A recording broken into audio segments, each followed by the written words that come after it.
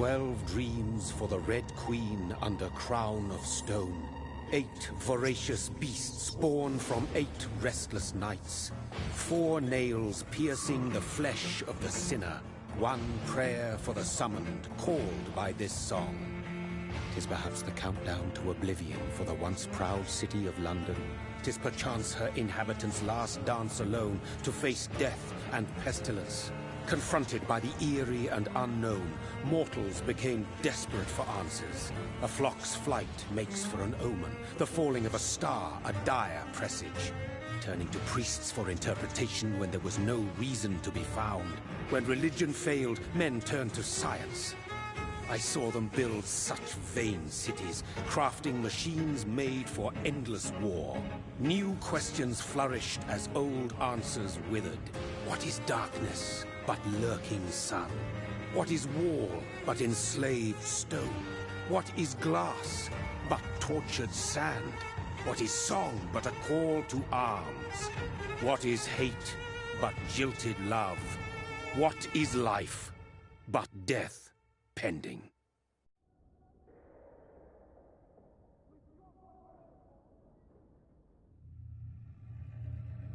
Death. Since the apple was plucked from the sacred tree, mortality was believed to be God's punishment. A righteous snare to keep mankind from ascending to the stars. They were all so wrong. Death is not a wicked thing, nor some holy retribution. A true punishment would be to never know its sweet kiss. Awaken from the harshness and be born once more.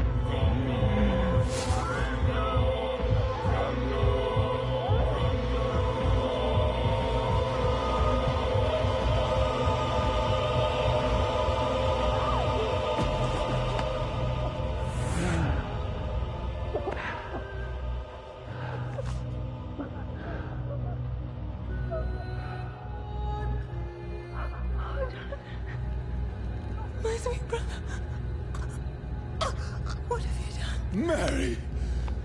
Oh, no! Mary!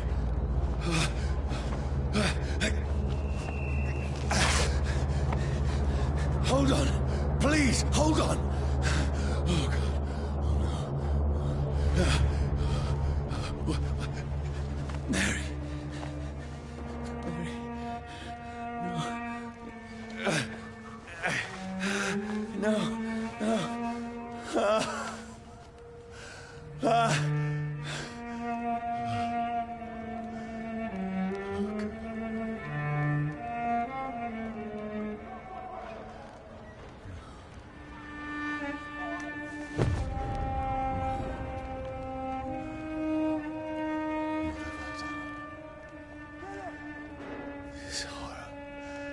It's a nightmare.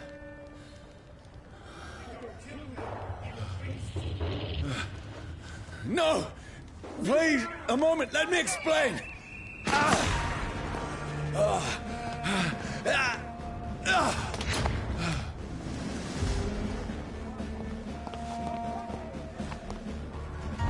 These patrols are after me. Get weapons ready! We found No! one! No! Don't shoot! This is a nightmare. I need to get out of here. This can't be happening. There's one of those vermin. No! Please! Stop! I mean you no harm. What's going on? Oh, Mary. What have I done? What's all this about? Has it fled? Shit, where'd it go? Now, I can defend myself. Kill that thing! Who are you? Stay back! Sorry, but you left me no choice.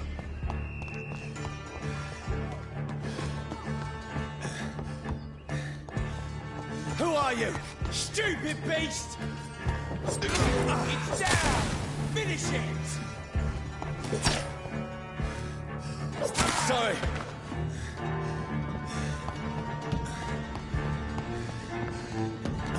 It's a leech! Kill it! No, please, stop! Who are you? There's one of them. What do you want? What is wrong with you?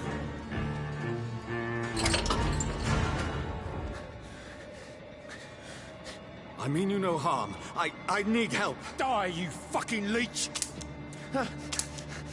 Please, listen to me. I can't make any sense of this. Shut up, beast! Who are you? What is this all about? What in God's name? That'll do the rest of the job. Just leave me.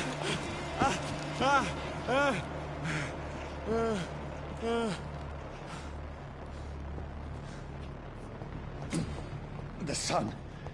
It feels like it's burning me to the bone.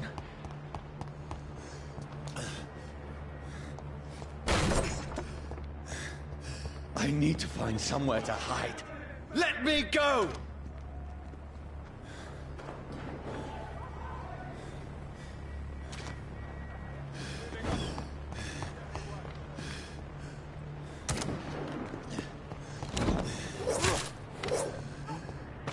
I need to find shelter. Is anybody there? What is this place?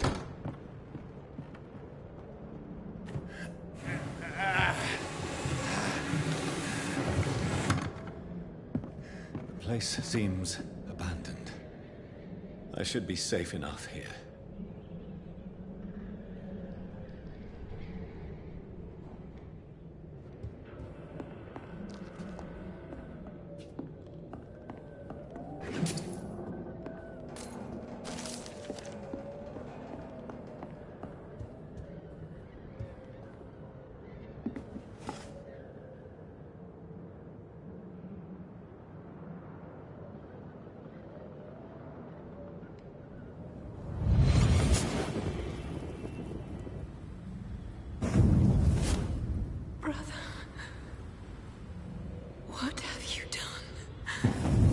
Mary! Mary! Mary, I'm sorry.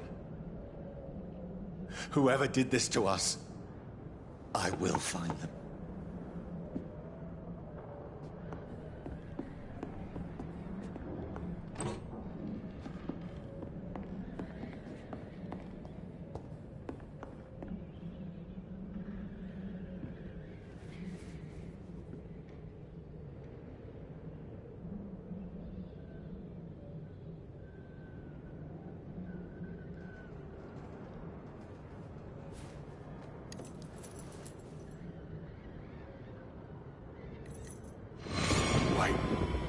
This one's dressed up fancy. Let's run through his pockets. Picking the dead's pockets? Are you serious? I've still a rent to pay. He's got no more responsibilities. What's this? Gold watch. Beautiful it is.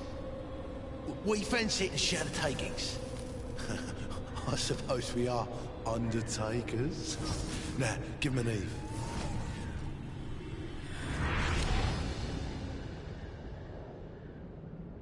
That's impossible.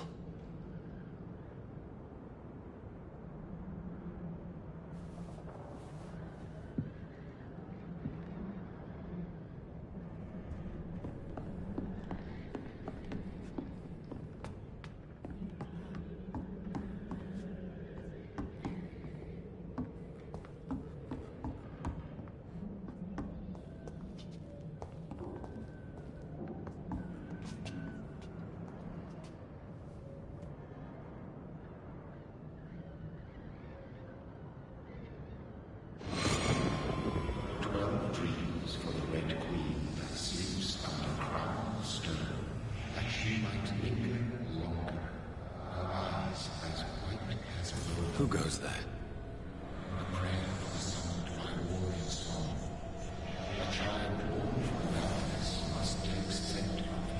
Who's there? Are you referring to me?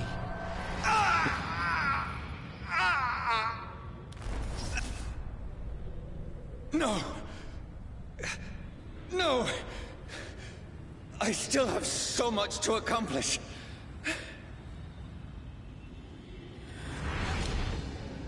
I still have so much left that needs doing.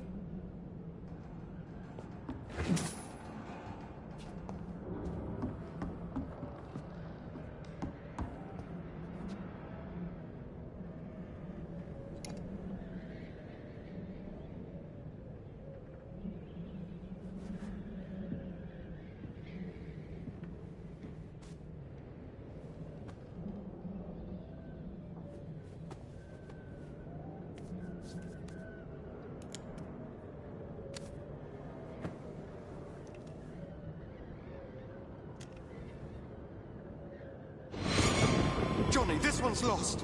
We need to leave. And now! No! There's time. I can save him.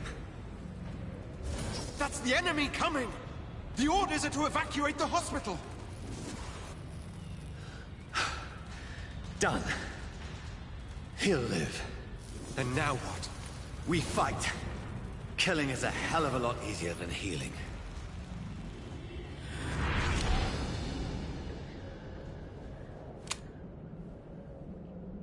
No, it never got easy.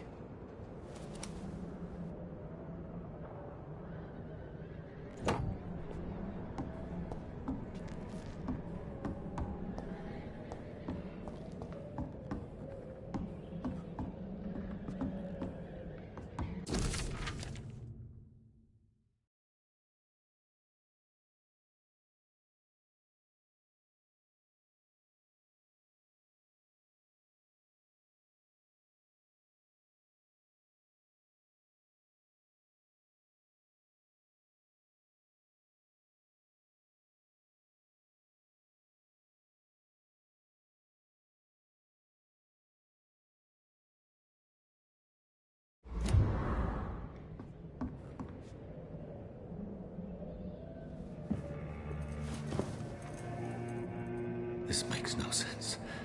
None of it. No sense at all.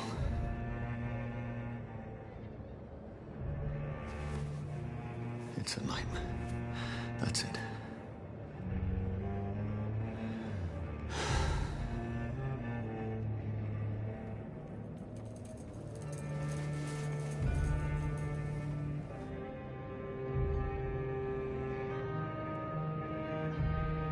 So be it.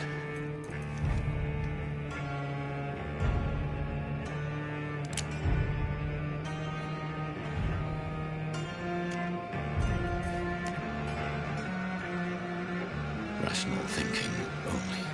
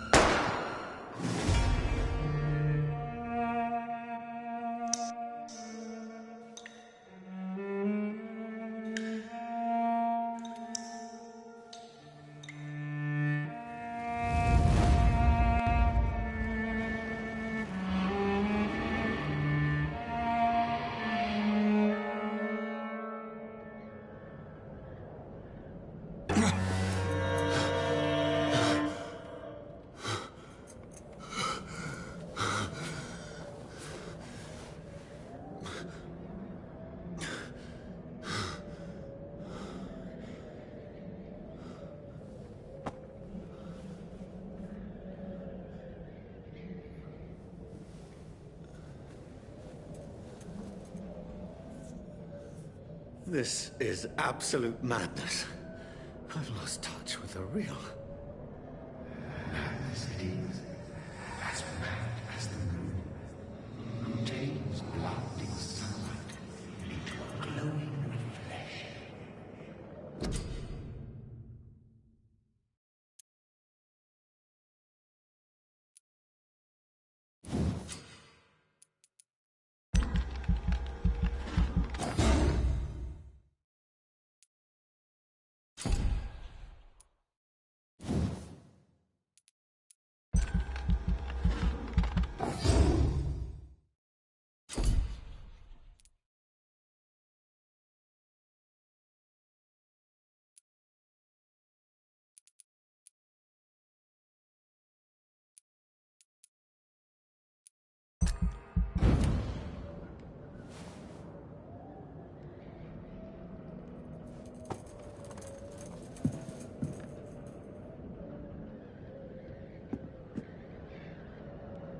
Voice in my head.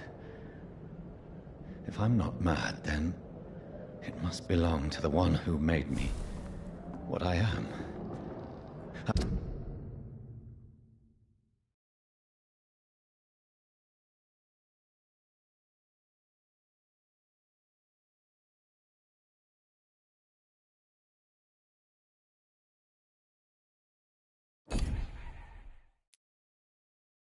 I must find him to understand what I have become.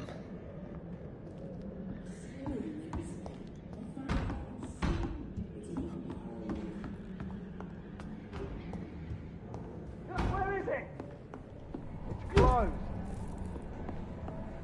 These people want me dead. I need to leave now.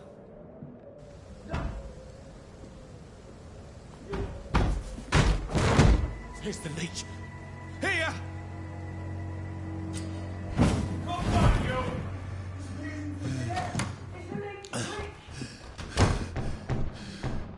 My head's spinning.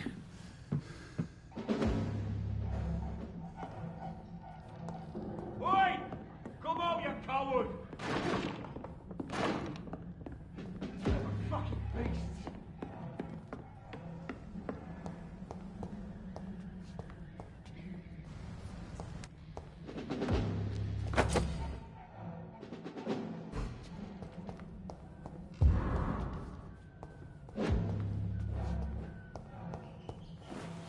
I'm still in Southwark.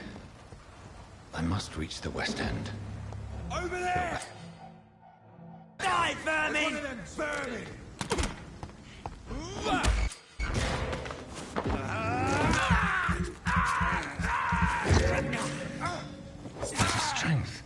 The strength I never knew I had.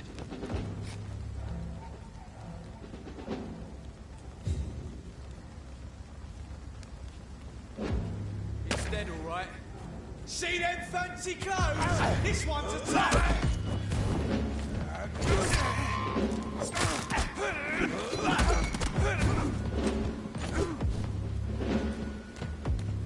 This shouldn't be. She's dead! Shit! You'll pay for that!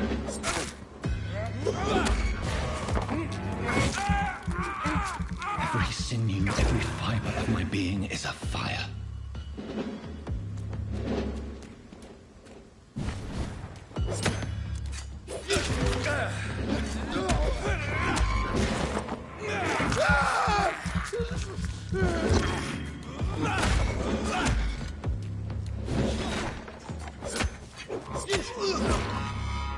My strength, my reflexes.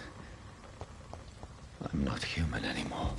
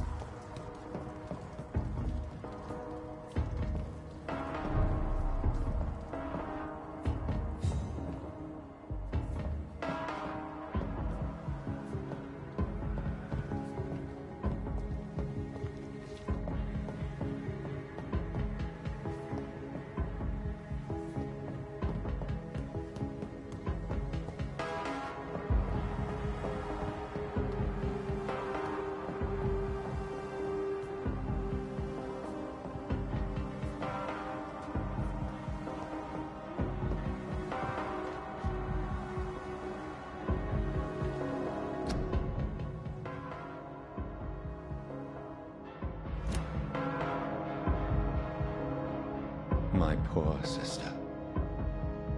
If only I had controlled my need for blood.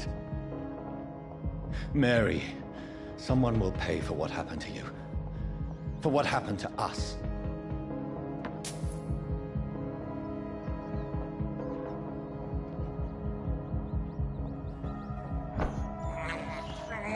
I can't believe I'm doing this. I have this verse I cannot enter.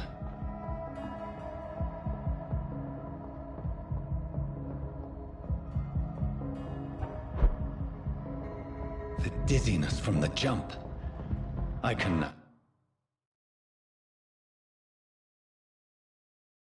control it.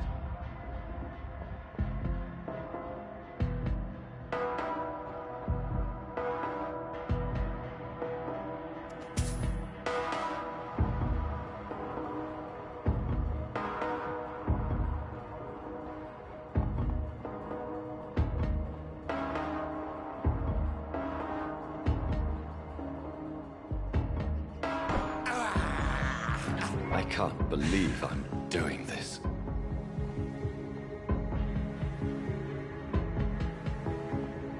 What will London have to say to me?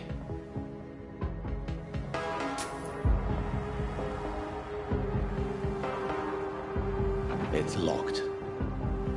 I've so many questions unanswered.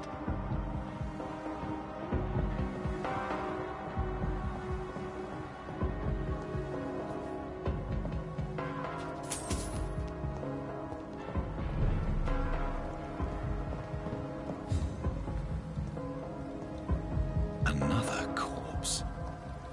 Have the very streets of London become a mausoleum?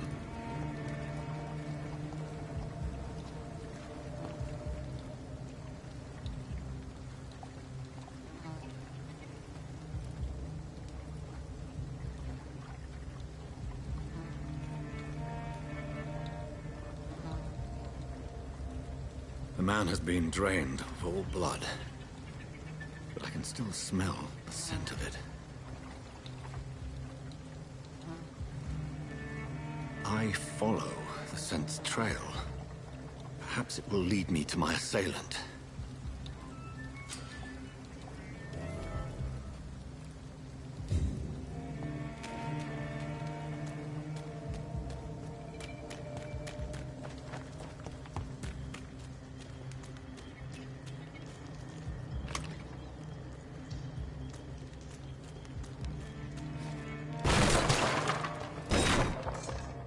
This is a slaughterhouse.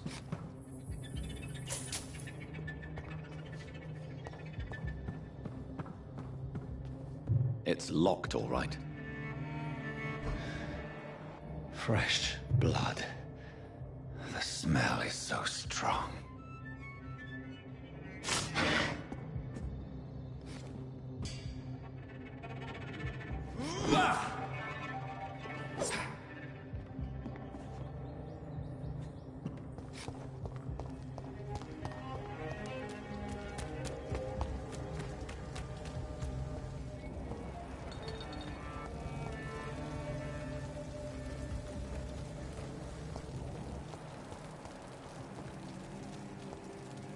Where has everyone gone? According to the blood patterns, that's where the victim was attacked. So that must be the killer's trail.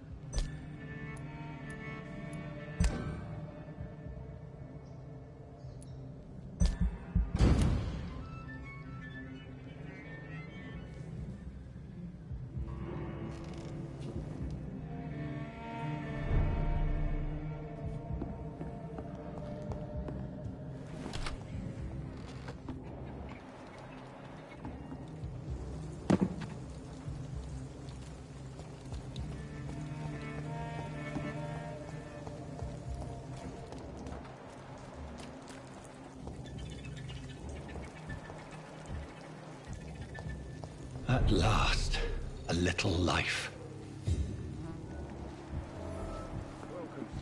Whoever he may be, the killer recently entered this bar. Maybe some of the locals saw him.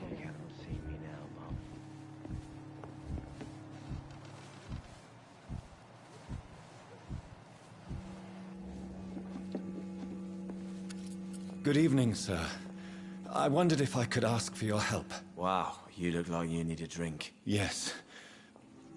I apologize for my outfit. It's been a long night. Been there, seen that. Don't worry, things can only get worse.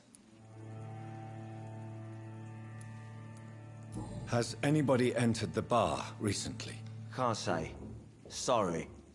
I spent the night making love to that gorgeous bottle, see? This is important, sir. Are you sure no one has come in here in the last few hours? I don't know and I don't care. This is a free country. People still have the right to come and go, don't they? What's going on around here? It's like everybody is hiding.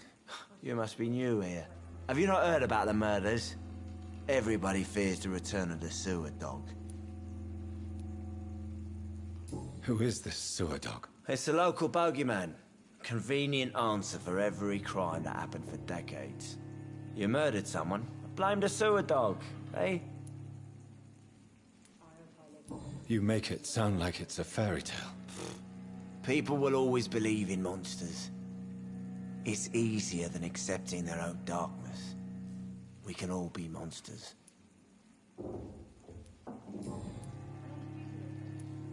I'll leave you to your bottle then.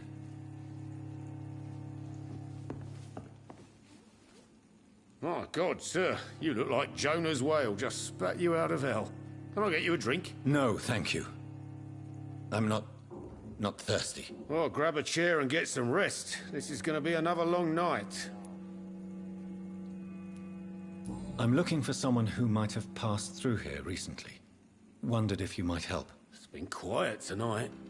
The only other person I've seen went straight up to his room. Thought it was kind of rude, actually. You mean he's still here? Well, yeah. He paid for the entire week. Who is this man?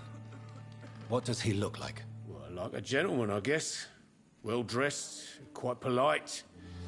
A professor or something fancy like that. Always writing, reading notes. How long has he been here? He rented the room a few days ago and didn't say when he'd leave. I need to meet this man. I have questions. Just climb the stairs and knock on the first door. I heard him open his window, so I guess he's still awake. And, Yes? no funny business, you hear me? This is a respectable establishment.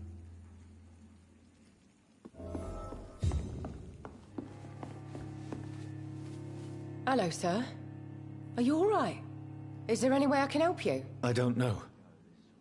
Maybe you could just talk to me. Maybe you prefer to speak with Tom, then. He's more agreeable talking to strangers. What's going on around here?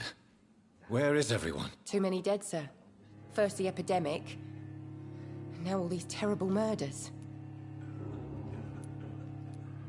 What have you heard about the epidemic? There's a Spanish flu.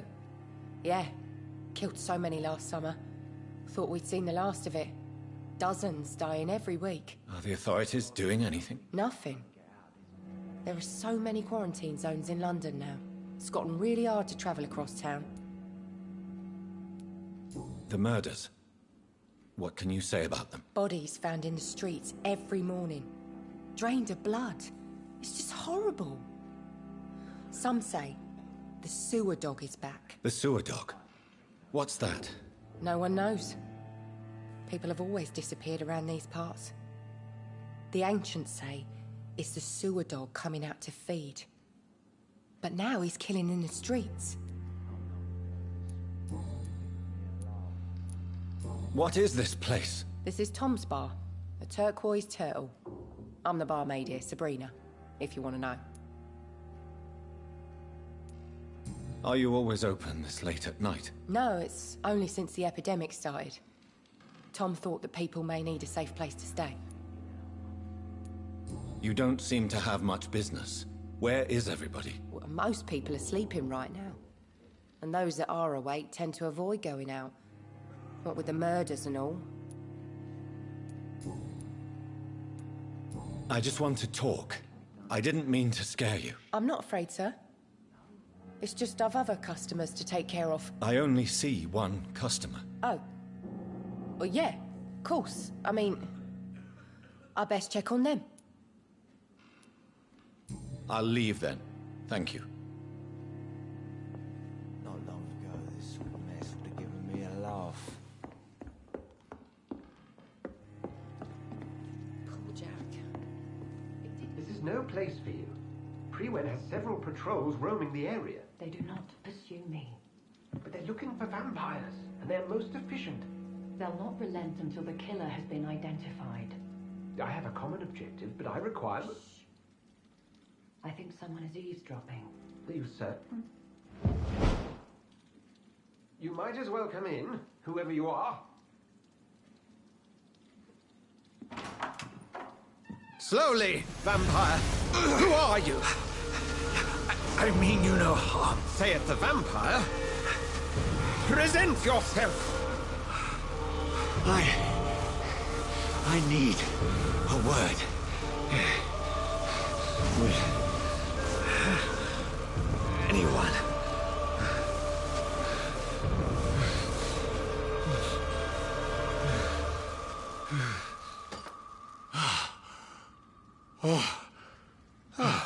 Well, that's something I can do for you.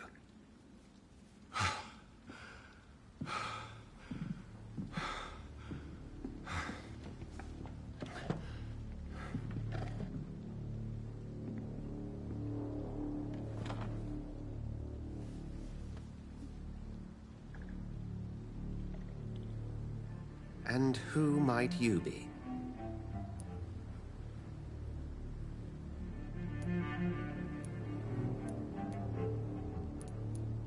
I'm not sure that I know anymore. Might I at least learn the reason of your presence? That's none of your concern.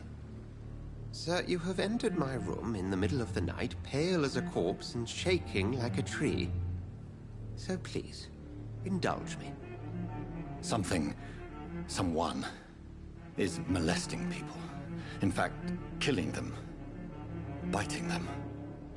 The calling card of a vampire. Like you.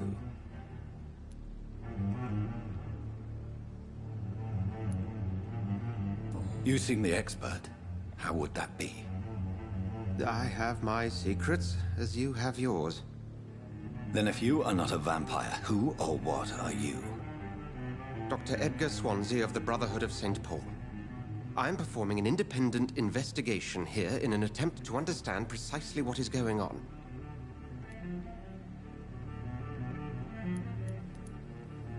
What have you uncovered concerning the murders? It started a few nights ago. Rumors of violent murders. The docks have always been, shall we say, somewhat unsavory. But this is different. How different?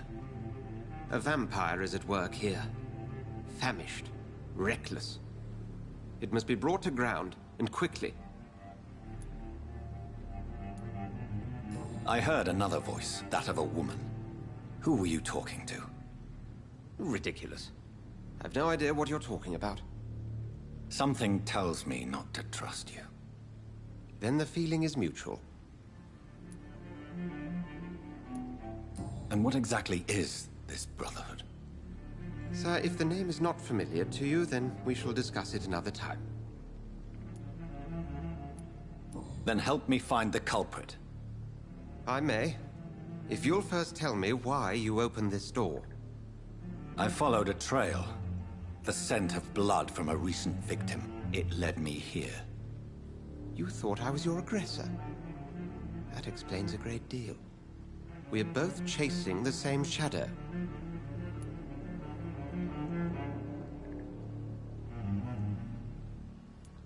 Perhaps. This is all new to me. I'm not even certain what I'm looking for. You should let me handle this affair. You've no idea what you're up against. No. I will find the monster. He is mine. How will you do any better than I? But then let me ask you this. What are your intentions if you find the killer?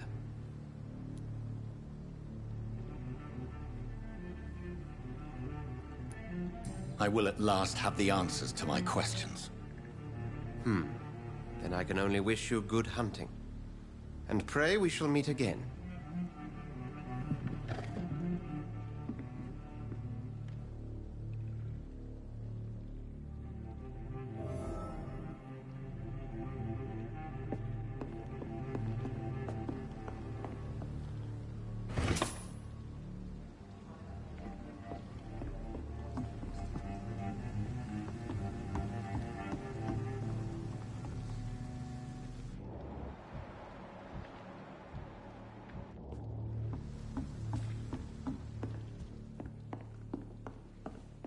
Jack. He didn't deserve it. It's locked, all right. If Swansea is not my attacker, it means somebody else came here tonight. Someone must know something. I think I'm losing my mind. There's gotta be something. I should just run as far away from this place as I can. I cannot enter. Hello, sir. May I disturb you again? And you're still ugly as sin. I'll leave you to your bottle, then.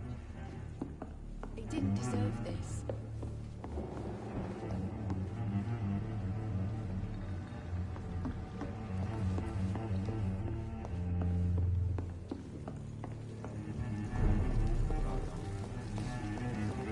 I will get to the bottom of this intrigue.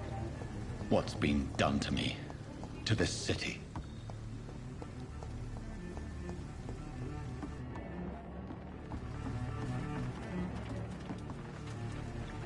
The body is still warm.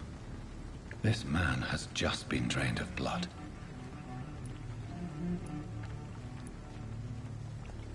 What's this? Some sort of note.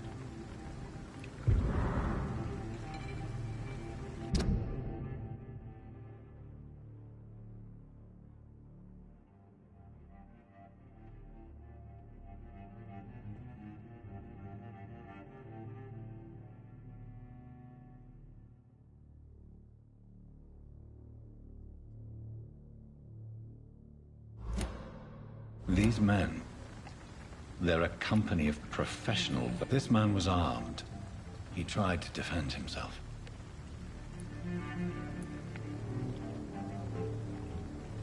This corpse has been dried of its blood, just like the previous victim. Blood and empty gin bottles. This bishop fellow is something of a heavy drinker. There are blood splats on the other side of the canal. I must reach that barge.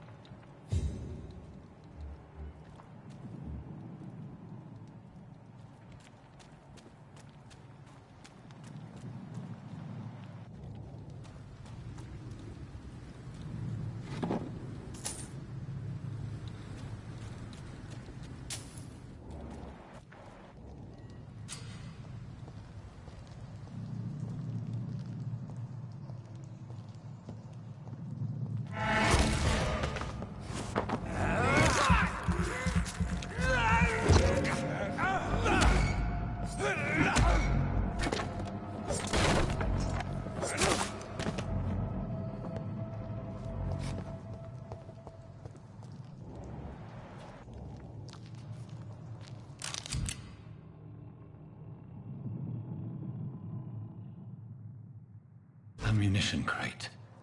Good. I may need a lot of bullets. I feel like I'm back on the front line again. Shut that foolish mouth of yours. We never known McCullum to be wrong about anything. Right. No time I can remember. But I've had...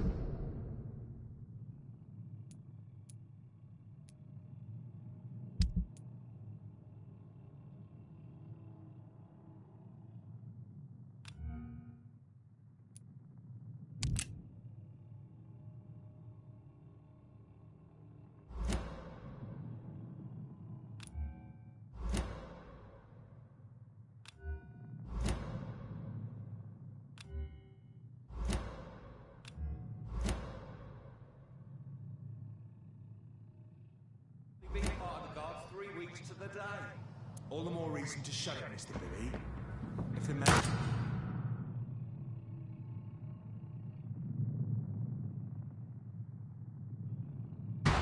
Leech!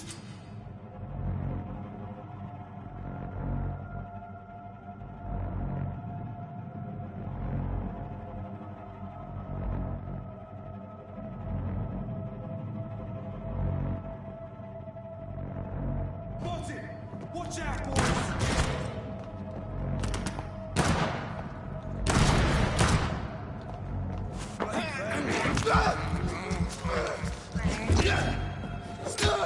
Christ, he's dead!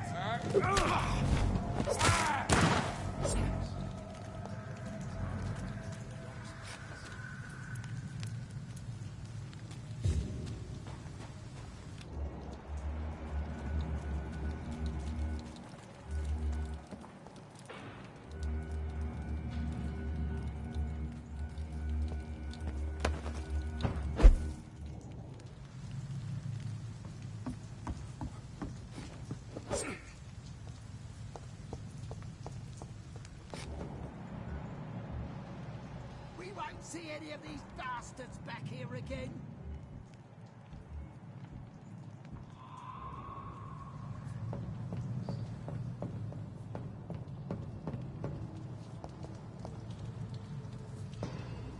Don't come closer, sir. Last warning, sir. Over there!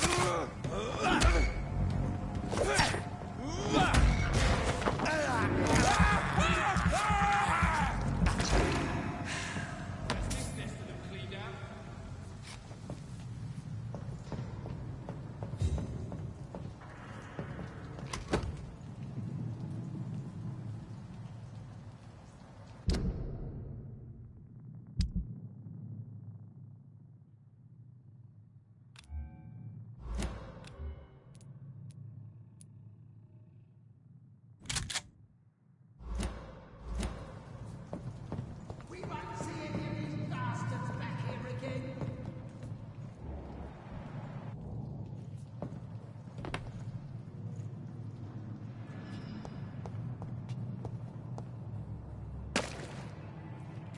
Steady, boys! What's the leech, boys? Filthy piece of shit!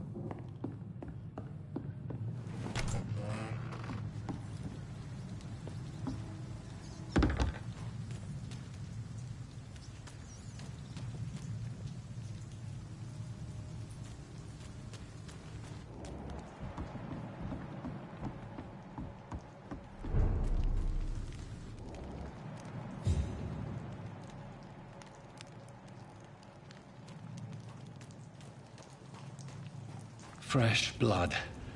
The whole building reeks of it. The scent is so strong it makes me dizzy.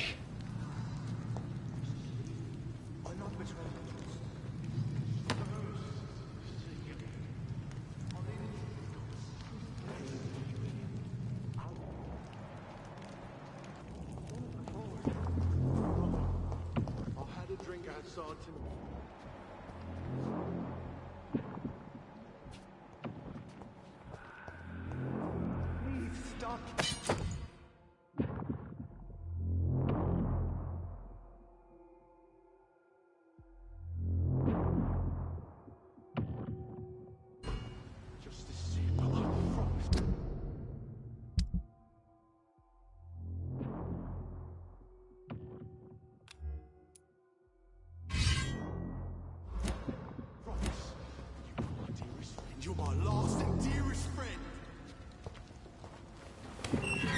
This place reeks of bloodshed. I can't feel it.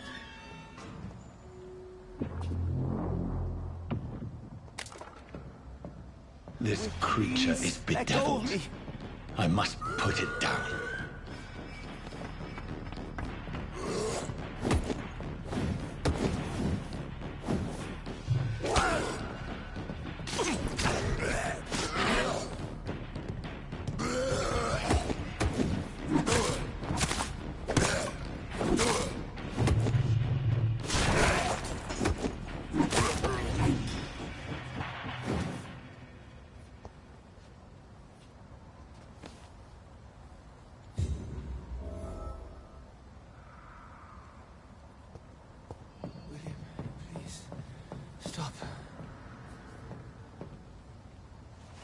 William was an honorable man.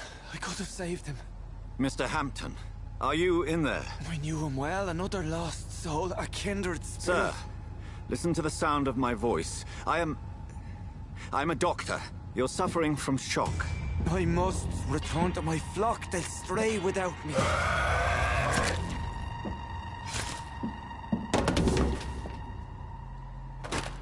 Remember, certain skulls are every bit as resistant as we are. Who are you? What do you mean by Skal? You truly are a newborn. I should have realized. Wait. You are the woman from the bar. Are you... like me? Can you help me? I believe, sir, I already have.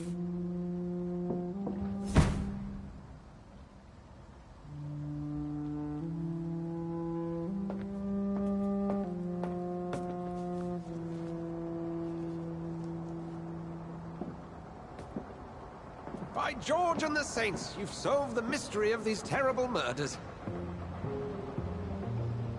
Patience, good fellows, I've come to offer help. Just give me a moment to secure my boat. We can leave this awful place. William was not the evil man they claimed. He was just taken by the thirst. He needed his drink. This man requires medical attention. We'll see he gets to the nearest hospital. No, please, I must tend to my fold. My flock needs me. There, sir. Go with the good Dr. Swansea. He's resourceful, and I'm sure he'll take good care of you. You'd best come as well. The sun is soon to rise, and you'll need a place to rest. I just need a moment. If I can learn something about what has happened to William, I'll be a step closer to understanding what happened to me.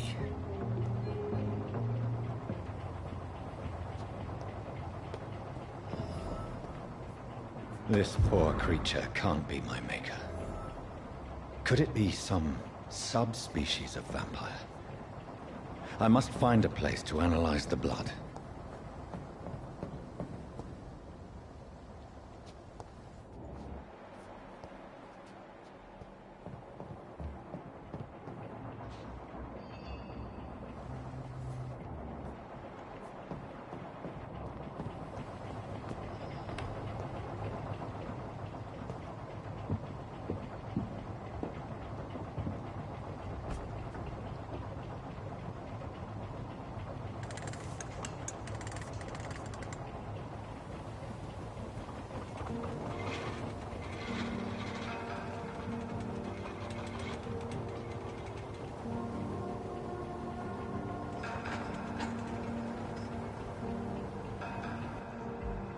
Where are we headed? We're on our way to the Pembroke Hospital. It's just across the canal. They'll have a bed for poor Mr. Hampton. William was... What manner of creature was he? Predator, prey, villain, and victim. Who can say? The important thing is that he's been stopped. Duly noted. And the woman? What... who is she? What woman? Oh, don't play me for a fool. You used me to locate that skull. You must know who she is. And I thought you a gentleman. You shouldn't talk about a lady behind her back, but I will tell you she values her privacy. Were London as peaceful as she appears from the middle of the canal? If only that were the reality of the situation. To be honest, I've always tried to avoid this part of town. Pembroke Hospital is the last bastion between the rest of London and the epidemic. The flu has decimated the East End and the war still rages. Welcome to the front lines of a plague. This is where you work, Dr. Swansea? I am the administrator of Pembroke Hospital. I thought you were here in service of your mysterious order, the Brotherhood of... Of St. Paul's Stole, yes. But first and foremost, I'm a man of science. A physician, like yourself, Dr. Reed. How do you know who I am? No need for modesty. You are Dr. Jonathan Reed, a surgeon of some caliber and renown, if I'm not mistaken. You are correct, sir. I knew it! I had my suspicions. But when you took the blood sample from the corpse of poor William, I was certain. Dr. Reed. Marvelous. Have we met? I attended 3 of your seminars before the war. I have the utmost admiration for your research. And what a turn of fate. England's most esteemed blood specialist returns to London a vampire. That word, again. From a so-called man of science. I understand. Traditionally, the role of science is to refute myth, but when myth walks among us, the Brotherhood of St. Paul has dedicated its purpose to their study. There's so much for you to learn. Of that, you are right. Well, then let me be blunt. Join my staff at Pembroke Hospital. As a physician. I suspect you'll not find a better post of employment to contemplate your predicament. This is sudden. I was returning home to see my sickly mother. But alas, that was before contracting this... affliction. Dr. Reed, take a moment to consider. The post would be for the night shift, providing a good explanation for your absence during daylight hours. You'll be adequately reimbursed, and have a place to hide. I even had the forethought to bring some clean clothes. So, what do you say? It seems I have little choice, but yours is a generous offer, so I thank you. Brilliant! Oh, Jonathan, this is one for the book, and the beginning of a beautiful friendship.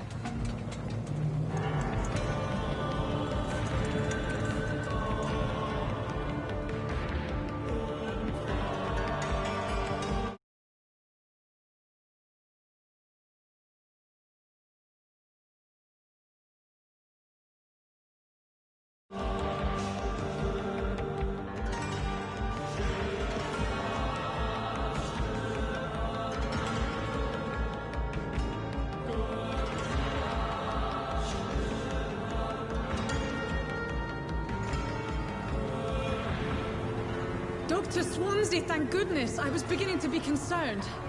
Worry no more, Nurse Crane, for I bring good news.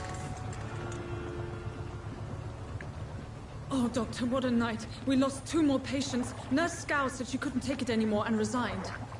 Yes, well, I'll make a new rota in the morning. In the meantime, find a good bed for Mr. Hampton. Be sure to pay attention to his needs. Of course, Doctor. Oh, and Dorothy? Yes, Doctor? Dr. Reed here has just returned from the front. He served King and Country and will be joining us here at Pembroke. We're very lucky to have gained a surgeon of his talent, and one so experienced in blood transfusions. That is good news indeed, Doctor. Oh, yes.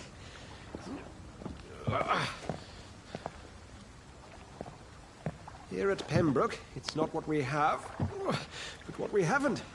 It's only thanks to Nurse Crane and the staff that our ship doesn't sink. If you have any questions, just ask her. Duly noted. Thank you. Your assistance is required, Dr. Swansea, immediately. Welcome aboard, Jonathan. We'll catch up after my rounds. Coming, Nurse Crane. I'm coming.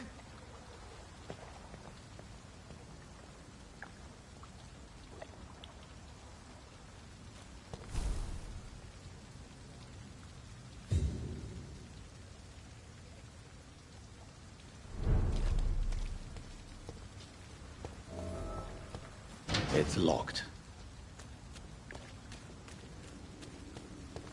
I'm sorry, Jonathan. Mr. Hampton needs me right now. Come on, you bastard! You can do better than that! Nah, it's my turn!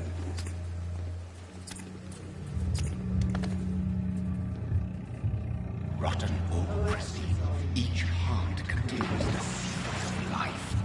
Drink at this river, dry it all.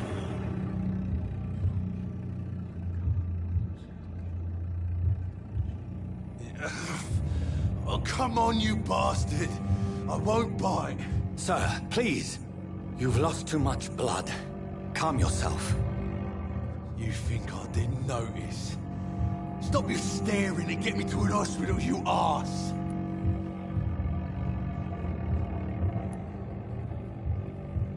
Insult me again and I'll put an end to your misery right now.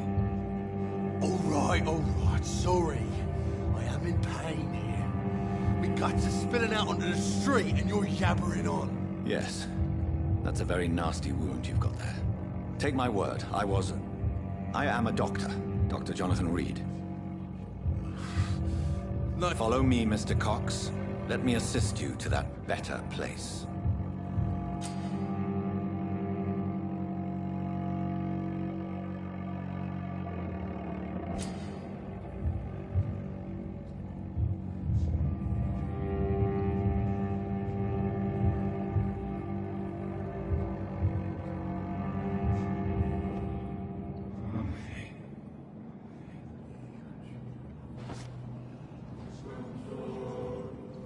Bring this fading light into the shadows. Dance with him the dance of life and death.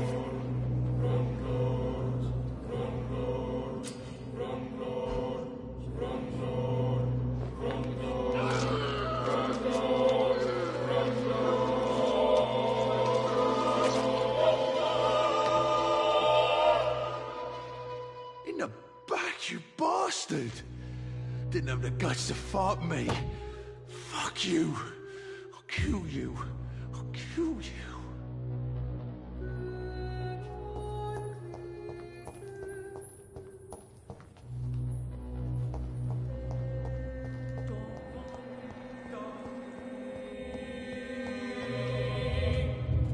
To taste a life, to embrace its most intimate secrets. Such a burden, such a divine sin.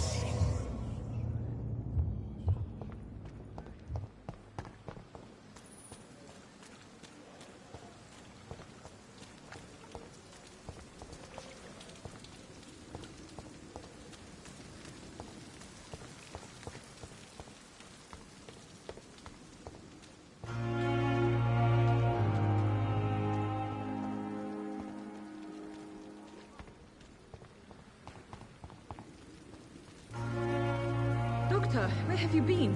I've little time to play hide-and-seek with new staff members, no matter how illustrious they may be. I apologize, nurse. I needed some time to myself. This has been the longest and strangest night of my life.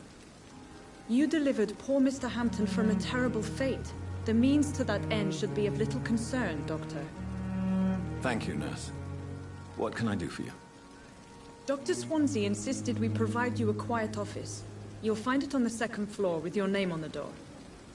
Thank you. Nurse Crane, isn't it? Yes, Dorothy Crane. Welcome to Pembroke Hospital, Dr. Reed. Your office has been prepared. I would like to ask a few questions first.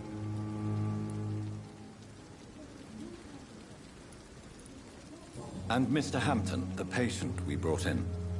How does he fare? I gave him a sedative to help him sleep. Poor thing was in quite a state of shock.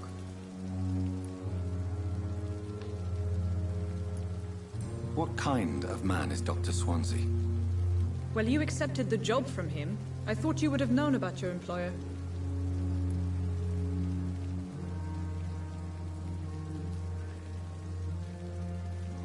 Apologies, I've only just met him the once. This is sudden. I've only just returned to England. Dr. Swansea is a brilliant surgeon and the most compassionate physician.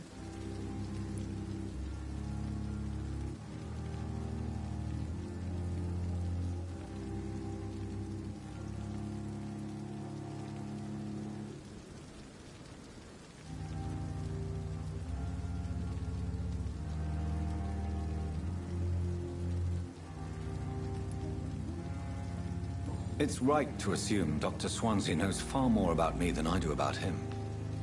You'll get to know him soon enough, and better than me. The administrator has better things to do than mix with us.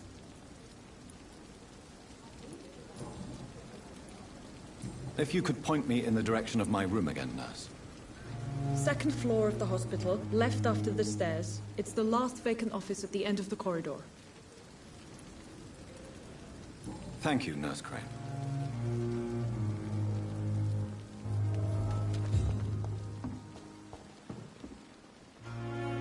Good evening, sir. So it is true. The famous Dr. Reed has joined us. I can't think of any better news during these terrible times. Do we know each other? Actually, yes. We met once before, at the Rockefeller University in New York. Dr. Tippett, yes, I remember. I was assisting Professor Carell in his research about coronary bypasses. He had nothing but praise for you. He was also very confident about your future.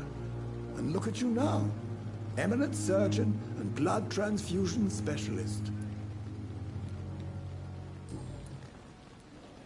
What is the Pembroke Hospital situation? And please, speak freely. This hospital is not exactly the best of London. I'm sure you are used to working in a better environment.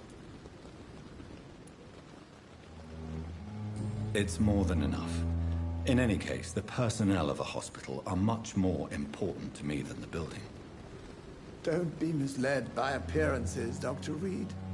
This hospital does not lack talented people. It just lacks hope. What can you tell me about the staff in the hospital? Some are really good, and others are not so good. But during this troubled period, there is no time for slander. I prefer to focus on the positive character traits. Tell me more about cherished people, then. Nurse Brannigan is a pearl. She is the most helpful and dedicated nurse I've ever worked with. A clever and cheerful woman. You really...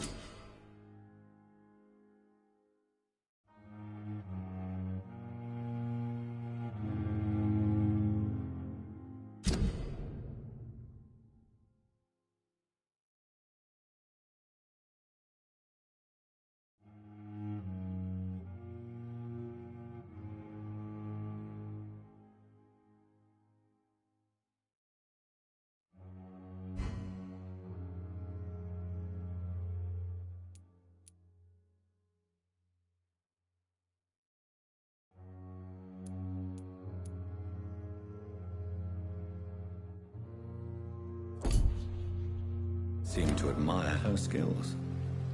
I'll go even further. If she was a man, she would be a damn fine practitioner. Any opinion about the management? I don't always agree with Dr. Swansea's reserve, but I must admit he does all he can to keep this facility running during this crisis. Ah, yes, the burden of command. I was fed up with this concept while serving as a medical officer. Don't get me wrong. Swansea's a good administrator. I just wish he would get out of his office now and again.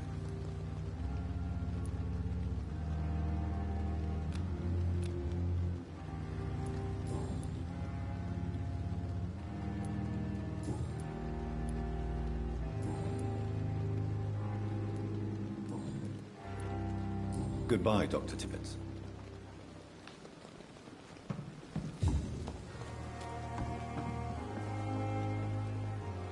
Good evening, nurse.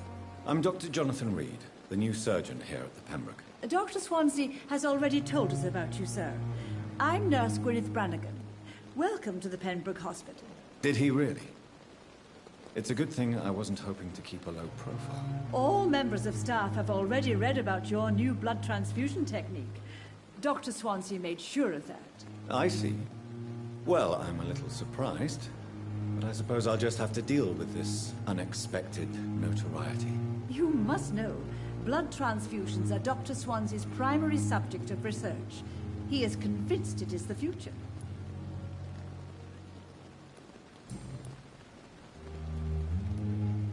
How are things here?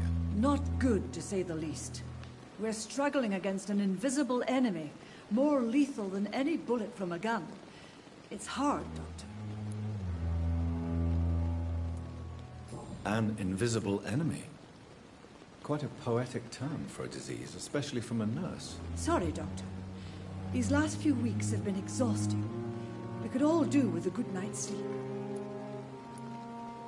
Do you think this hospital can survive the epidemic? We are all volunteers here, and we're trying to hold fast, but how do we beat an invisible killer? Some nurses have already resigned.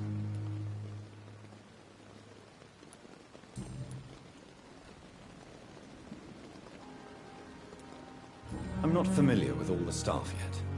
Perhaps you could help me. Brilliant professionals, most of them. Dr. Swansea has a gift for recruiting talent. Most of them. Is there a problem I should know about, nurse? It would be inappropriate for me to speak ill of a colleague.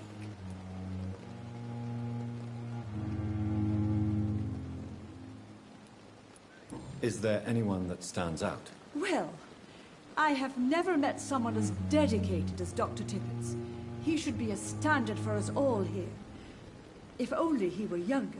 Why should his age be a problem? I guess it's fair to say he's always pushing himself to the limits. He just doesn't know when to stop and get some rest. Nurse Brannigan, if you do know something, please tell me. Anything you say will be held in confidence. No. I may disagree with some conduct, but in the end, everybody is doing their best.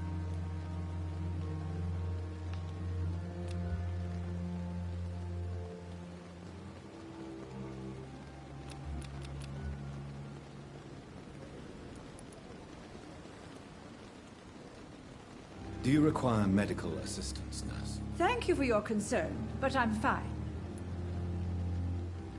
Do you require medical assistance, nurse? Thank you for your concern, but I'm fine.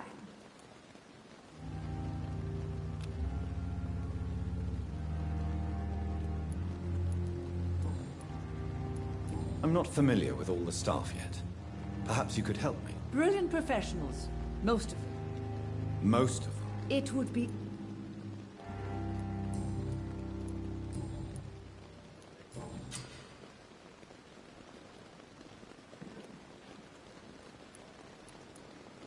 Why does Dr. Tippett claim you're the main reason he keeps working, despite his fatigue? If it wasn't for him, I probably would have left the Pembroke years ago. Dr. Tippett does not think of you as just a nurse anymore, does he? If you're suggesting he's not taking my gender into consideration when it comes to medical practice and knowledge, I really hope he doesn't.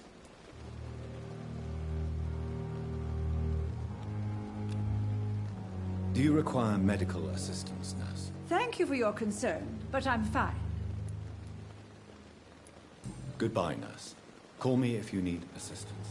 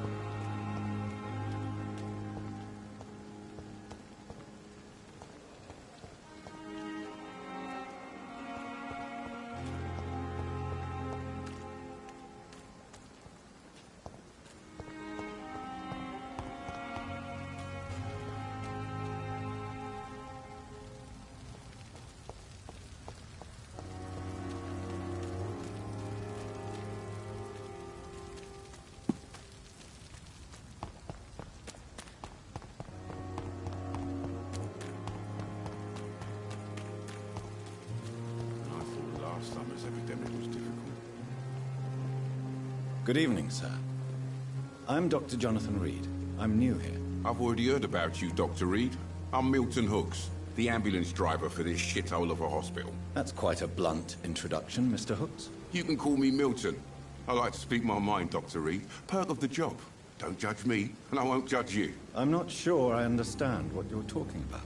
Well, I'm no doctor, but I'm pretty sure a gun can't be used as a surgical instrument. You have a keen eye. I learned to shoot during the war, and have carried one ever since. Old habits die hard. No need to explain, Dr. Reed. And if you ever need a better gun, remember, I may have something for you.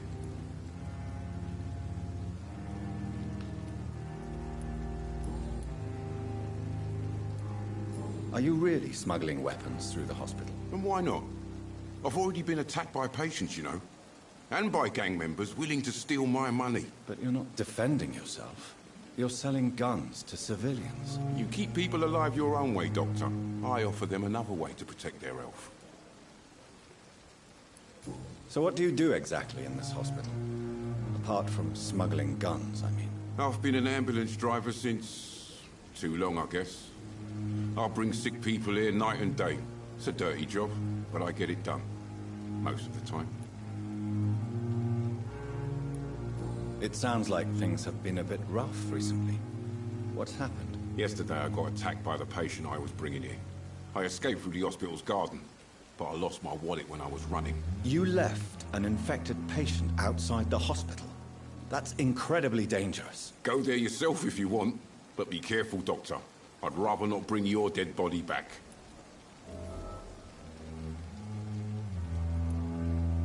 Since you're on the front line, how is the sanitary situation in this vicinity? It's a complete disaster.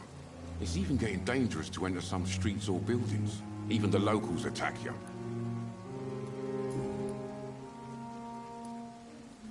How is the situation around here? You want to hear the situation is all right? It's fucking awful. We lack everything, and it's getting worse every day.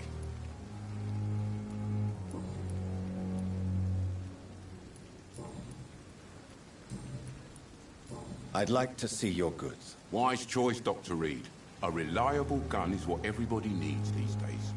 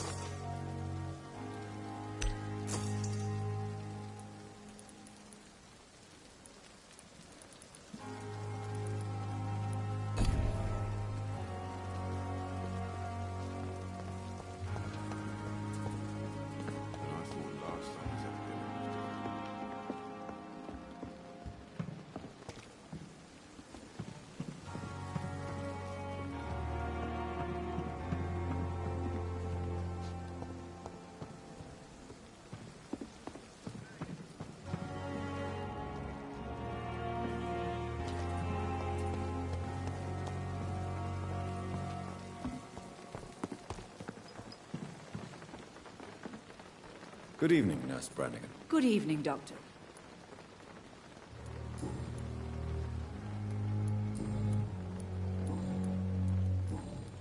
Goodbye, Nurse.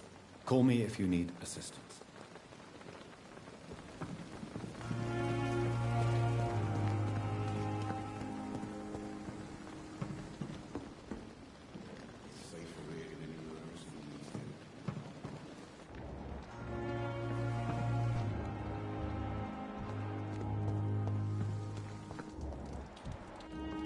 Dr. Swansea is right. This place seems perfect to conduct my research. Good evening, miss. I'm Dr. Reed, the new surgeon at the Pembroke Hospital.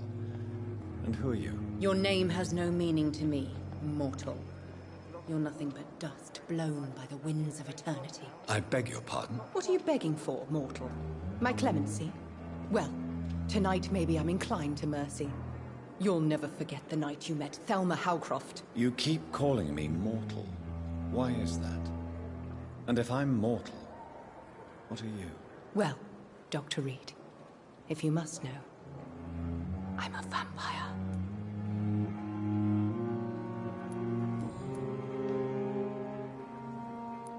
And why do you believe you're a vampire? I don't need to believe anything. It is what I am. It is what I feel within this hollow shell of flesh.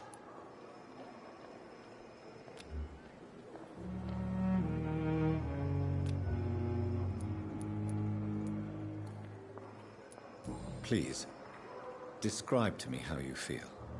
What is it like to be a vampire? I can hear my body crumble from the inside as my flesh cracks and fades. I sense the last pulse of postulant blood within my drying veins. I need new blood. I see. Have you ever heard of Cotard syndrome, Miss Howcroft? Never. It's a mental illness discovered by a French neurologist named Jules Cotard. The affected patients are delusional. They believe that they are putrefying, that they are dead, a ghost or a ghoul.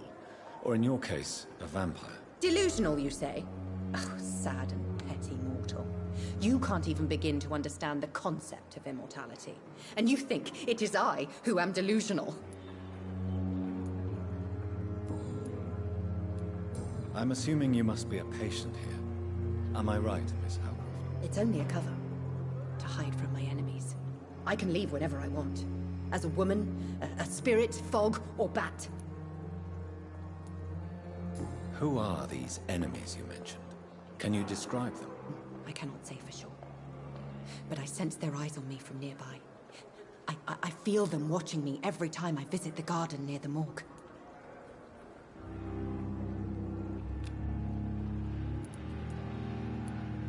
The staff here are not your enemy.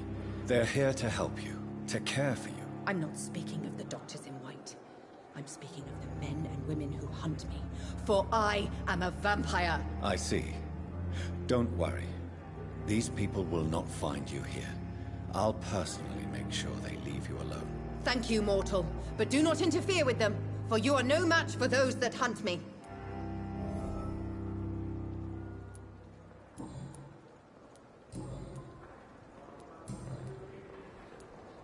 Who are you really, Miss Howcroft? I mean, apart from being a vampire. Is that not enough for you, puny mortal? What do you require? Proof of my powers? I'm curious to know who you were before becoming a vampire. No, it was such a long time ago, I don't remember. Centuries of unholy life can have strange effects on one's minds, you see?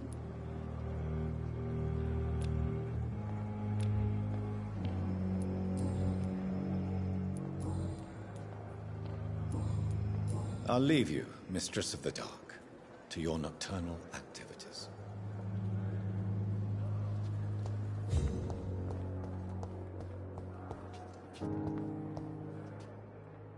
Good evening, sir. Can I help you? Unless you're here to fix my face. No. I don't think you can help me. I'm Dr. Reed. I've recently taken the position of head surgeon here. War injuries, am I right? You guessed right, Doctor. German shell took my pretty little mug right off. But they still call me Thomas Elwood.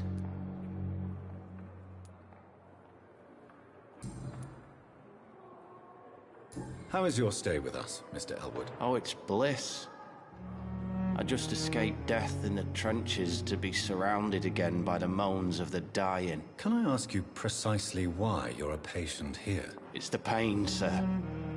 The drugs don't work. It just hurts under the scars, if you get my drift. Who is treating you? Is someone in particular looking after your case? Nobody since the old and tired doctor spoke to me. Started to think I was forgotten about. Wouldn't blame you. You don't seem worried by that. My face hurts so much more when I smile or cry. I've learned it's easier not to speak. But be assured I'm smiling inside. Can I do anything for your pain? Nurses gave me a bunch of pills. No effect. Told you. It's like the flames are under my skin, burning away.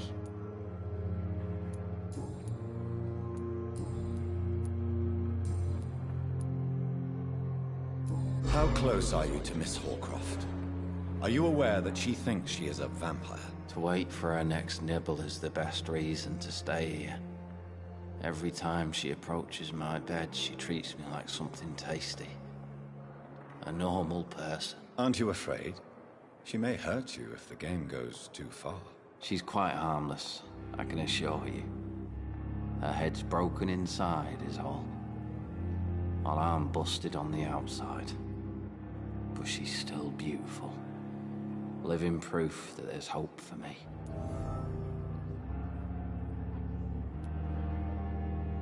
So do you let her bite you? You know that's not sanitary. And why not? She's only supping a few drops of me blood. And the pain, it's real for once. She could decide to bite less willing patients. Then it's another good reason for me to stay here, Doctor. You do realize she's mentally disturbed. It's called the Cotard syndrome. She truly believes she's a vampire. In her madness, she never refers to my scars. And frankly, if I could, I'd join her world. It seems much more fun than the real one.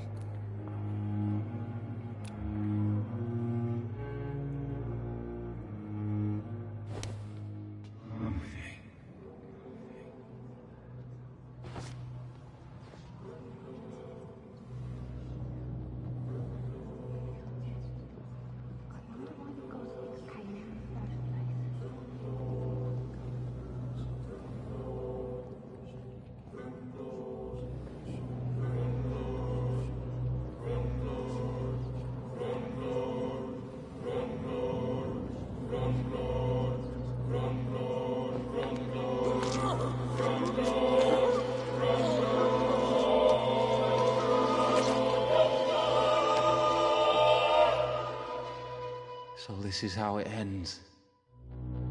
Farewell, my life, you betrayed me, good.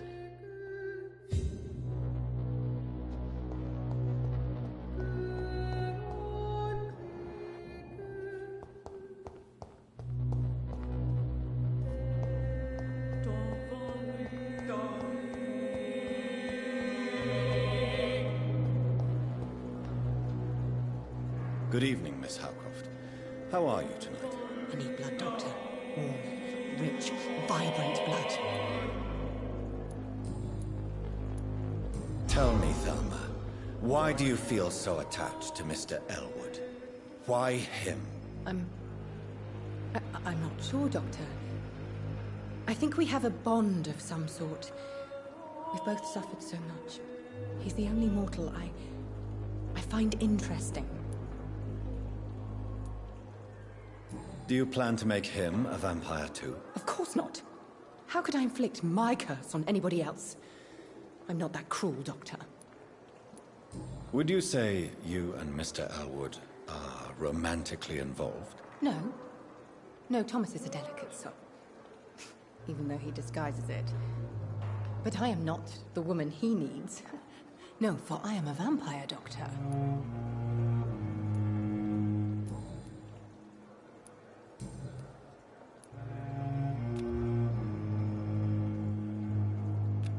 Do you require my services, Miss Howcroft? I have no need for your medicine, Dr. Reed. Blood is the only drug I need.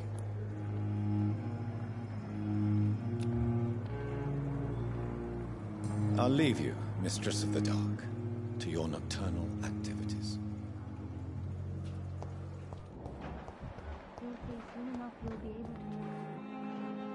Good evening, nurse. Good evening, Doctor. I don't think we've been introduced yet. My name is Pippa Hawkins. And I'm Dr. Jonathan Reed. Dr. Swansea has recently offered me a position in this hospital. Well, it's a euphemism that your help will be appreciated, Doctor.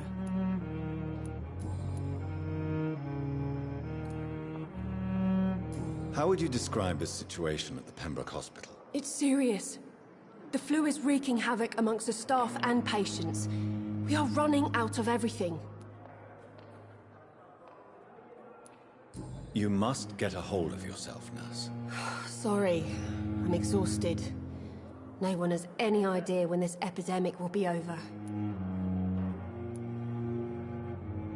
Nurse Hawkins, the Spanish flu won't last forever. Even the Black Plague didn't kill everyone. I wish I could believe you. But what if this epidemic was worse? What if in the end, nobody was spared?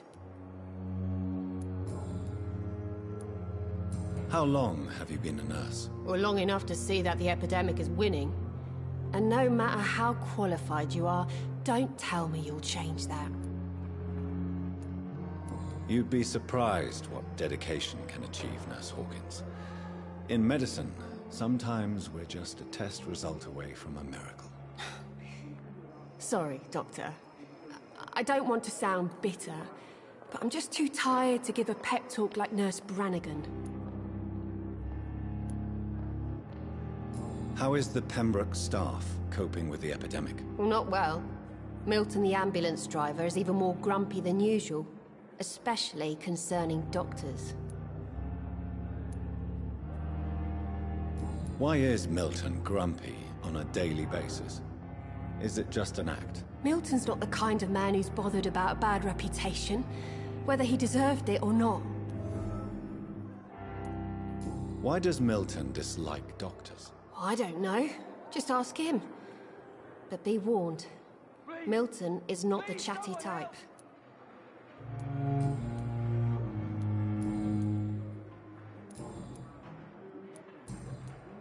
Goodbye, Nurse Hawkins.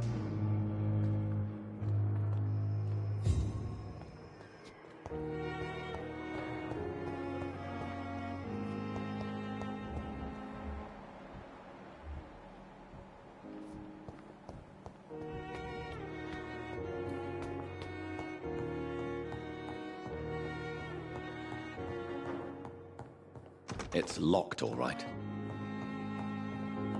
Not now.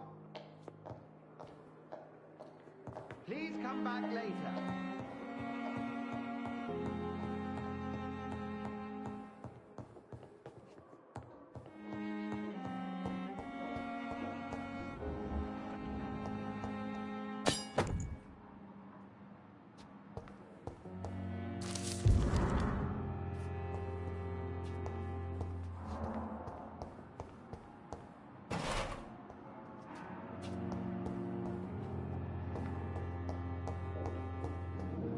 I cannot enter.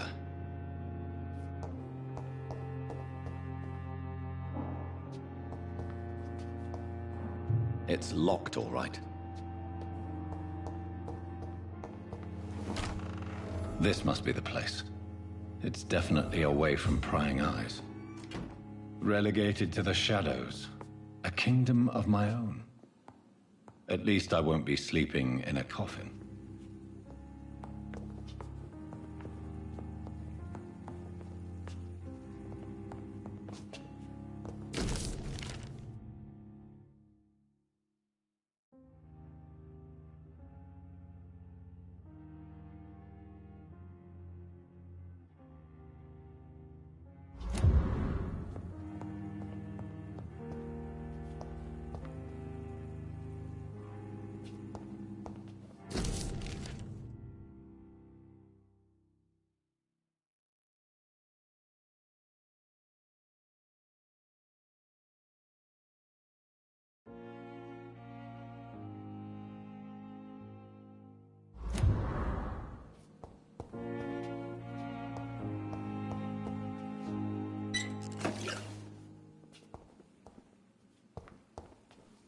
The flower's dying.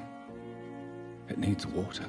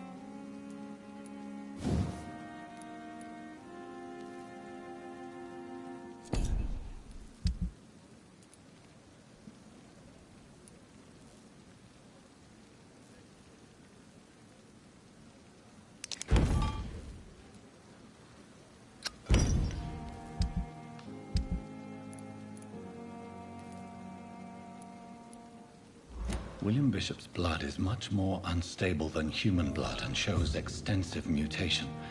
But this is not what happened to me. I must keep on searching. The sun is about to rise. I can feel it. I'll continue tomorrow night. I have so much time now.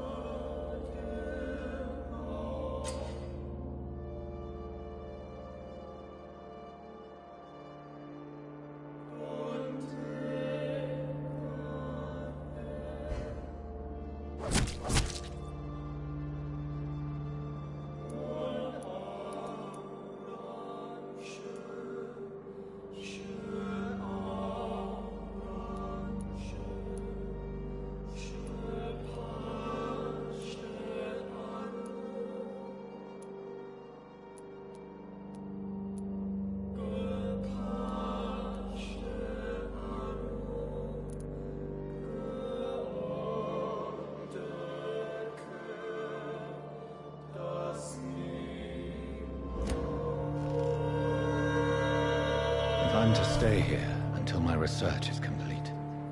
I'd better learn to hide my true nature from the mortals. But what about my thirst for blood?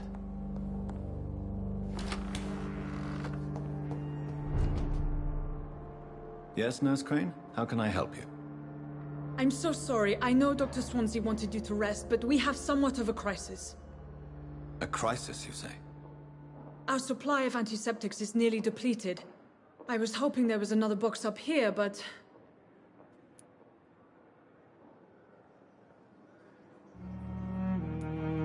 Sorry, there's nothing here.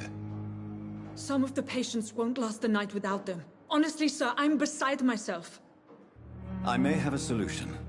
In France, during the war, drugs shortage was a daily problem, and we had to use our wits to overcome the shortages. However do you mean?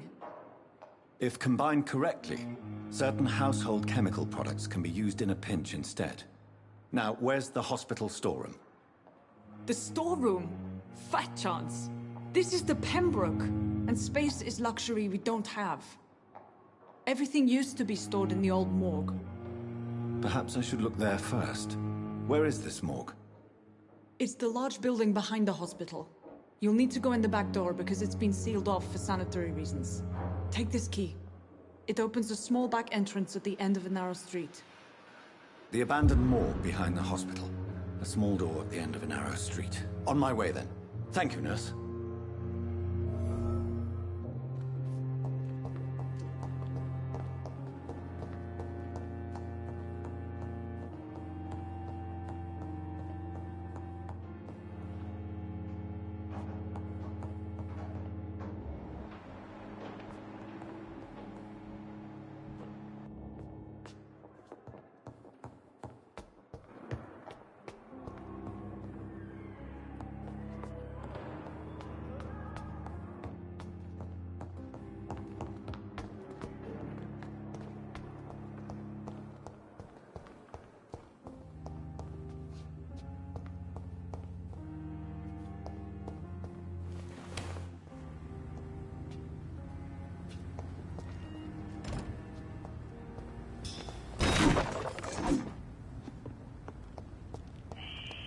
Scowl voices in the garden.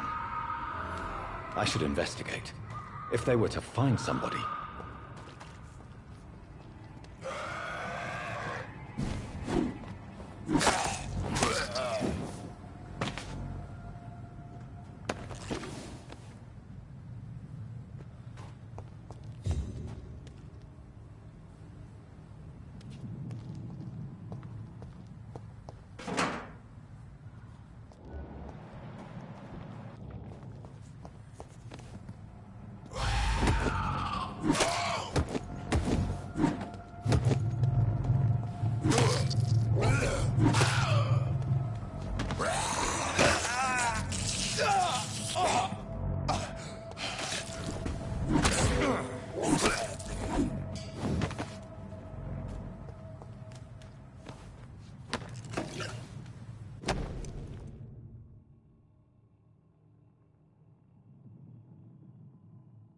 So, Mr. Hooks and Nurse Hawkins are an item. Those two have hidden their affections well.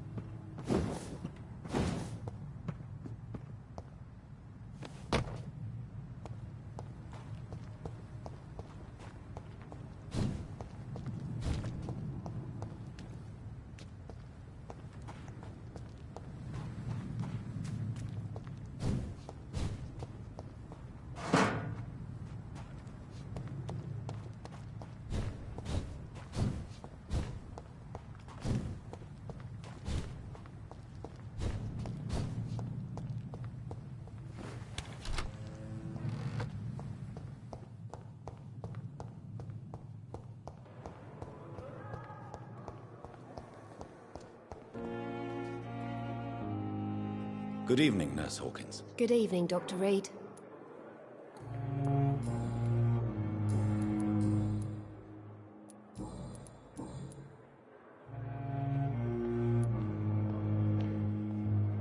Do you need medical help yourself, Nurse? I'm fine, really.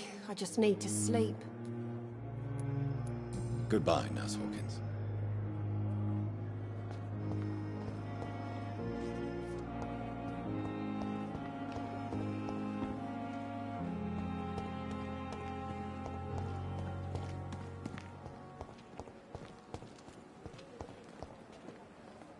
Good evening, Milton. Good evening, Doctor. Still trying to save lives? I have some good news, Milton. What? The epidemic's over? I retrieved your wallet, with all the money and a certain picture. Well, yeah, Pippa Hawkins is my girl. So what? Is it the difference of skin colour that bothers you? Not at all, Milton. Good. Please, take this money anyway. To remind you to keep your mouth shut. Not everybody's as broad-minded as you, Dr. Reed.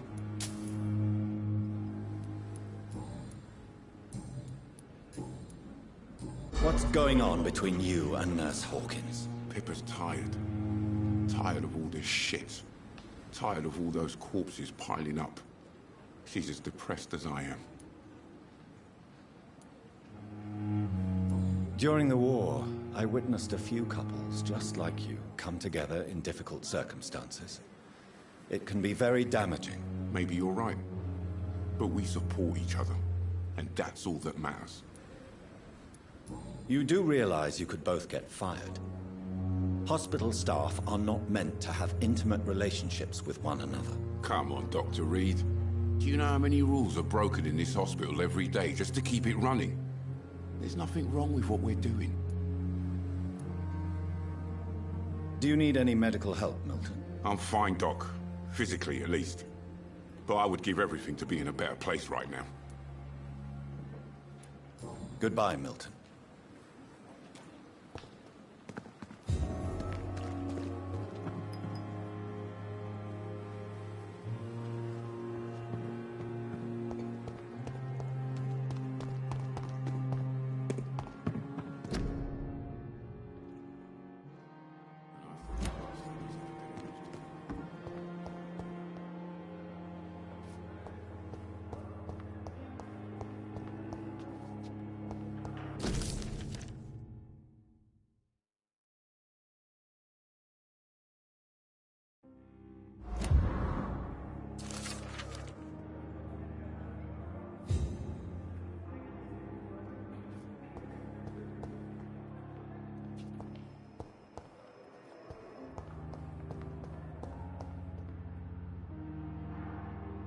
Good evening, Mr. Hampton. How do you feel? Dr. Reed, is it? Oh, sir, I must apologize for my behavior. What do you mean? I was not myself in the factory. Fear and exhaustion made me say awful things to you, I'm afraid. You remained perfectly nice and polite. A little delirious, perhaps. But who wouldn't be after enduring an abduction? Thank you, Doctor. That's a relief. Now all I need to do is rest and return to my flock. How did you end up in William Bishop's den? I had received alarming news about his recent behavior. I went to his place and he refused to let me go. Why did he abduct you? William was an alcoholic. His addiction suddenly changed to blood. I don't know why. Just like a patient I met here. This Miss Hawcroft. You dared to enter this awful place alone. You're a hero, Mr. Hampton. Or a fool. I'm just a man trying to help his friends, Dr. Reed. William Bishop was a conflicted soul, searching for light. Do you know Tom Watts, the bartender from the Turtle? I met him before I found you in the canning factory. Tom? Yes, of course. Always the helping hand, good old Tom. Without men like him, corruption and despair would have wiped out the East End long ago. People are still in despair. How could it be otherwise? The authorities have left us all to rot in this contagious nightmare. No drugs, no advice, nothing. It's a damn shame. Who should I avoid in this part of town, then? Any particularly evil figures? Not really. Most men and women are just doing their best. And it's not my habit to speak ill of people I know, Doctor. What is the general situation in the East End docks? The situation has always been tough, with a lot of tensions between the gangs and the dockers' trade union. The wet boot boys are very nervous since they lost their leader. Who leads the gang now? Since Clay Cox went missing, it's his wife Edwina who runs the show, with the assistance of her minion, Booth Digby. Has the gang been threatening you? Ah, no. I've had this nickname for so long, you know, the sad saint of the East End. No one dares to bug a saint. Not even criminals.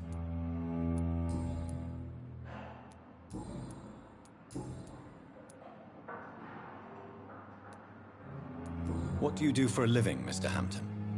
I can't help but notice the cross around your neck. I manage a night asylum for the poor and homeless of the docks. And I try to guide the lost and hesitant on the right path to our Lord. Are you a priest, Mr. Hampton? A deacon, maybe? Not at all, Doctor. I'm just a man of faith willing to preach the good word. Why didn't you use your cross against William Bishop? To repel him somehow? That's a very strange question, Doctor. A cross is no magical token, if that's what you were trying to say. Not mine, anyway. How do you feel, Mr. Hampton? Medically speaking, I mean. I feel exhausted. Beyond exhaustion, actually. William drank so much of my blood in his madness. I feel empty. You're in good hands here. Dr. Swansea is well versed in blood transfusion, and I'm sure he'll take the best care of you. Thank you, sir. I believe all I need is rest. And then I can go back to the people who need me. Have you made friends since you arrived? Not really, but I recognize Miss Harriet Jones. I knew her when she lived by the docks. That poor woman had such a miserable life. You never came to see her here at Pembroke?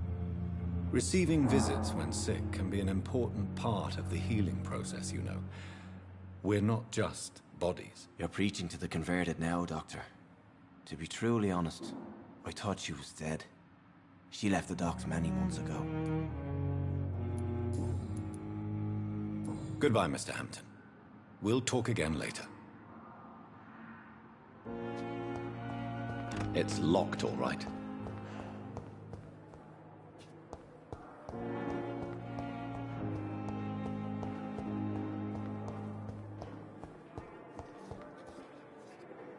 Good evening, Nurse Hawkins. Good evening, Dr. Reed.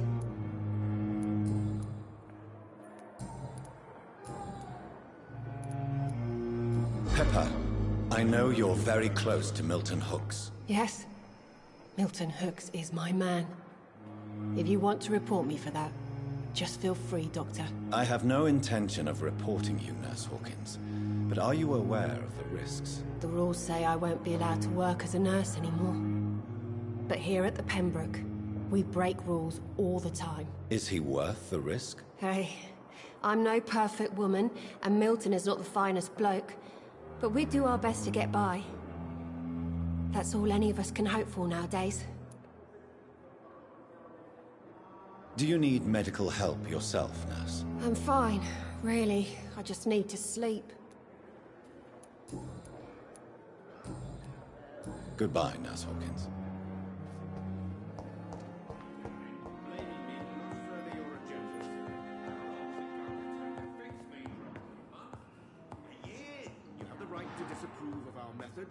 And you will kindly apologize when you're feeling better. I'm all right. Don't waste your time. Good evening, Doctor. I believe we're going to be working together. Dr. Reed. Dr. Swansea informed us of your arrival, but I could not dare to believe we'd have such good fortune. Such an honor, sir. Thank you. And you are? I am Thoreau Strickland, Dr. Thoreau Strickland. I'm a great admirer of your work, Dr. Reed. Please, could you tell me something about yourself? I'm a great admirer of your work concerning blood transfusion, Dr. Reed. I run my own experiments. I'm convinced it's the future. What made you choose to be a doctor? I'm not ashamed to admit you and your work have inspired me. I am honored to have the opportunity to work by your side. It's always a pleasure to share scientific and medical knowledge with someone eager to learn. I'll be glad to help you if I can. This epidemic may be the century's most terrible disaster, but I'm convinced that we, as doctors, are the only ones able to defeat it. I based my technique on my mentor's research. He helped me perfect my method. What is yours? I'd rather not talk about it. For now, it's just theories and first approach. My process is purely experimental and unsuccessful. As long as you're cautious and methodical, You may remain empty-handed, but you won't fail. You're not the first one to warn me, but I am convinced knowledge is the main weapon against the ravages of this epidemic. What can you tell me about the Pembroke? Well, it has always been an honor to work with Dr. Swansea.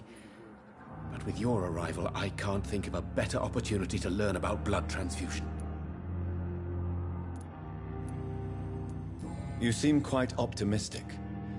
It's a rare and precious attitude in these difficult times. I'm convinced that this epidemic is a test of endurance and dedication for us men of science. Questions remain about our capacity to resolve the situation. True.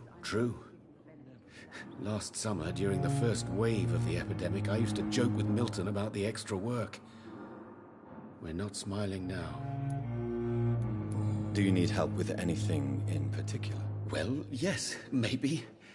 I'm waiting for a batch of products I ordered for my personal research, yet my supplier seems to have vanished. Do you want me to play the errand boy for you? Oh no, Dr. Reed. But if you went personally to his shop, what with your reputation and all, he wouldn't dare to refuse the products I need. I see. Well, give me the address, for I may pass by if I have time. Do you need my medical attention, dear colleague? You don't have to worry about me, Dr. Reed. I am here to assist you, not to be a burden.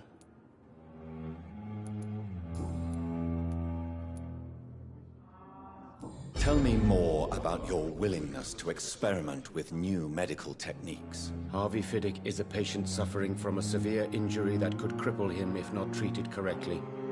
I'm convinced your blood transfusion technique could help him. What is it you really want? To save him? Or to prove your point? Fair question.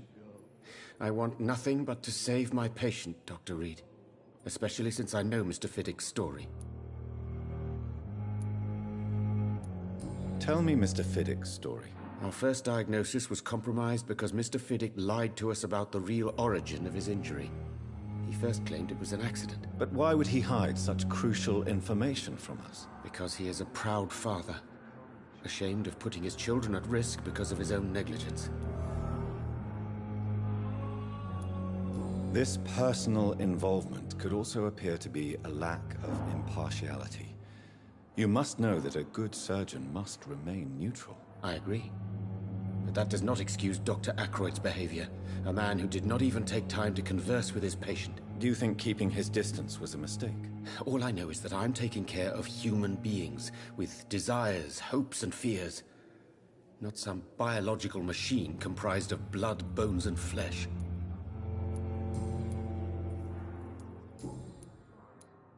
Goodbye, Dr. Strickland. Good evening, sir. I'm Dr. Reed. May I help you? I don't know if a third opinion is needed. Your colleagues are already arguing about my condition. I see. Would you mind telling me more about your situation? I'm Harvey Fiddick. All I want is to get me bloody arm fixed properly.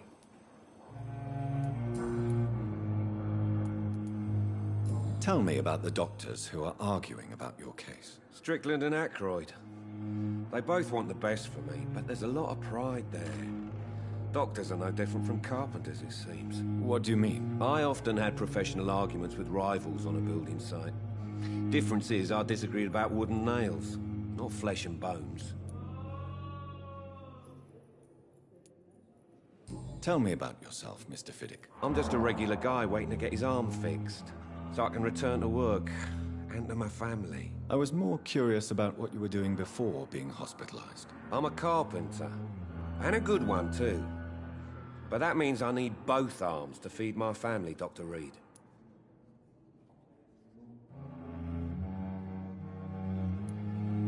Are you satisfied with your treatment here? Well, it's clear that I've chosen a bad time to be injured.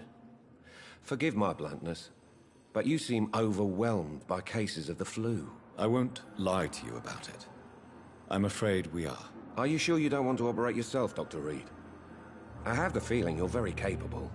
And your colleagues seem to think so too. In other circumstances, you would be right.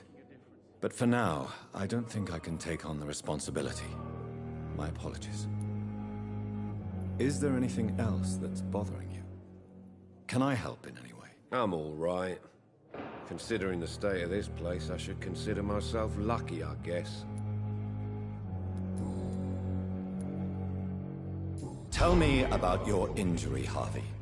Why do you feel so guilty about it? My wife died because of me. And now I may lose everything because I've been careless enough to hurt myself. What an arsehole.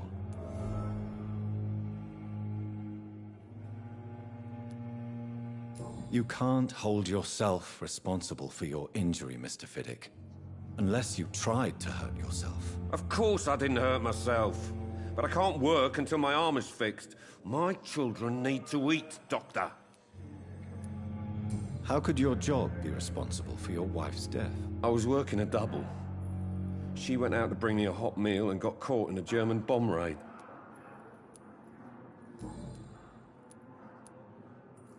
Tell me more about the death of your wife, Harvey. 1915. I was in the army. Building workshops for the Royal Flying Corps. Helen was happy I wasn't sent to the front. What happened? The Germans sent Zeppelins to bomb the construction site, but they missed their target. My wife was bringing my dinner when the bombs fell.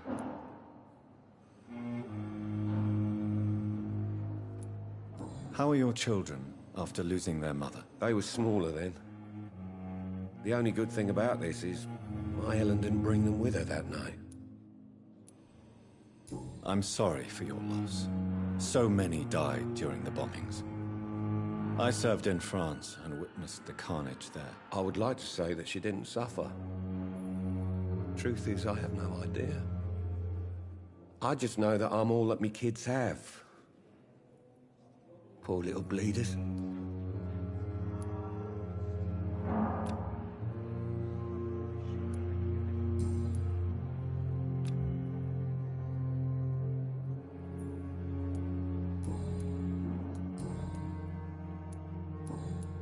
Goodbye for now, Mr. Fiddick.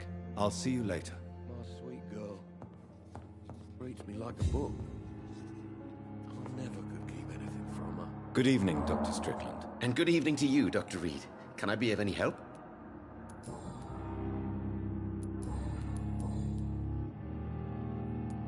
What can you tell me about the Pembroke? Well, it has always been an honor to work with Dr. Swansea.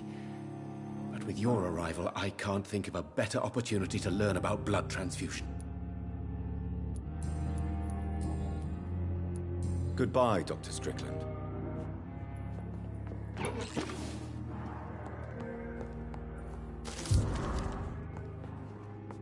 You always knew the words to calm the children, Helen.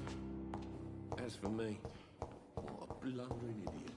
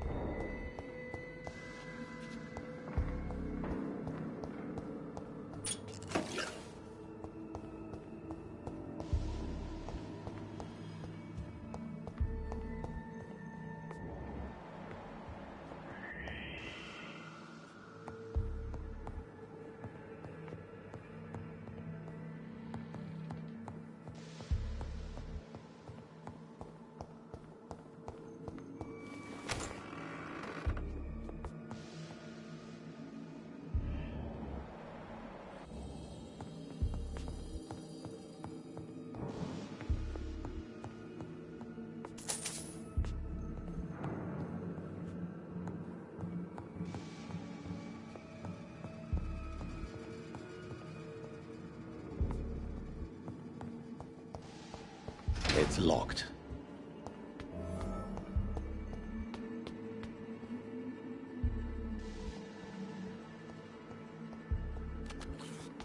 Behavior is similar to the infected William Bishop.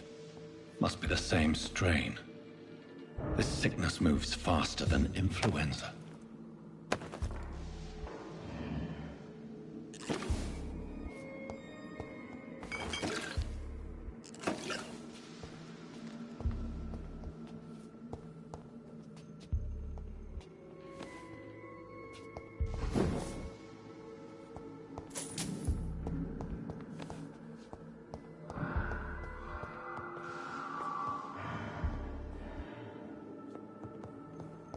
Balls of Mars, fortifiers. As popular as they are ineffective. But they do contain iron tartrate, and that might prove itself useful.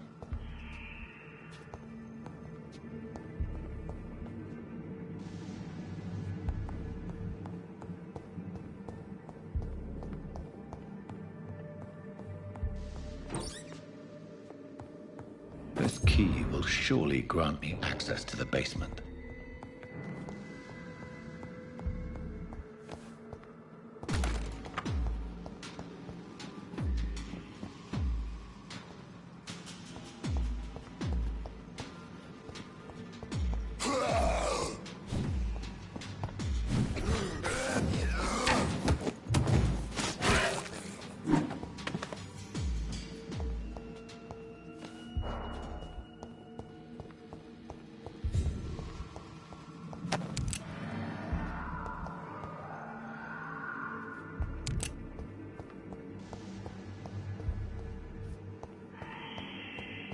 It's locked, all right.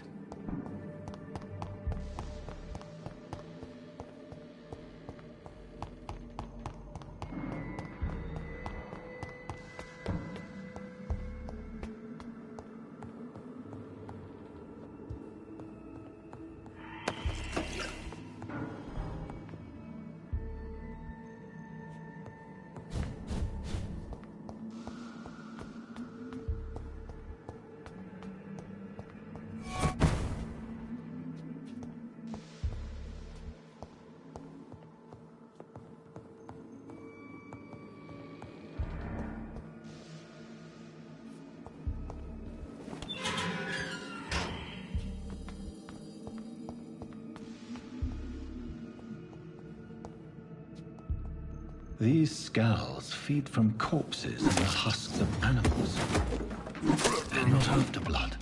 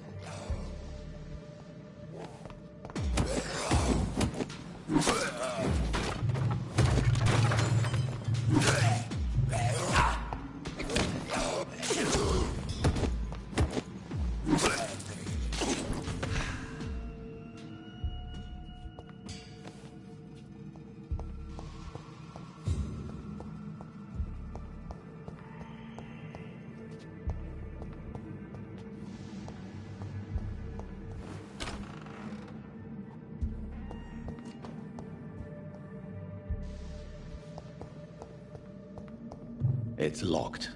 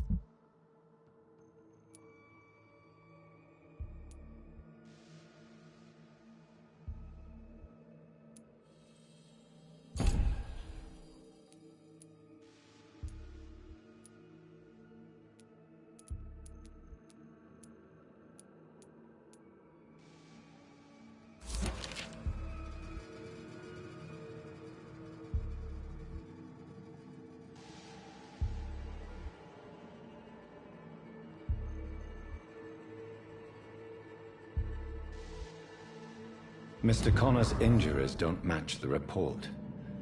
I'd better look in.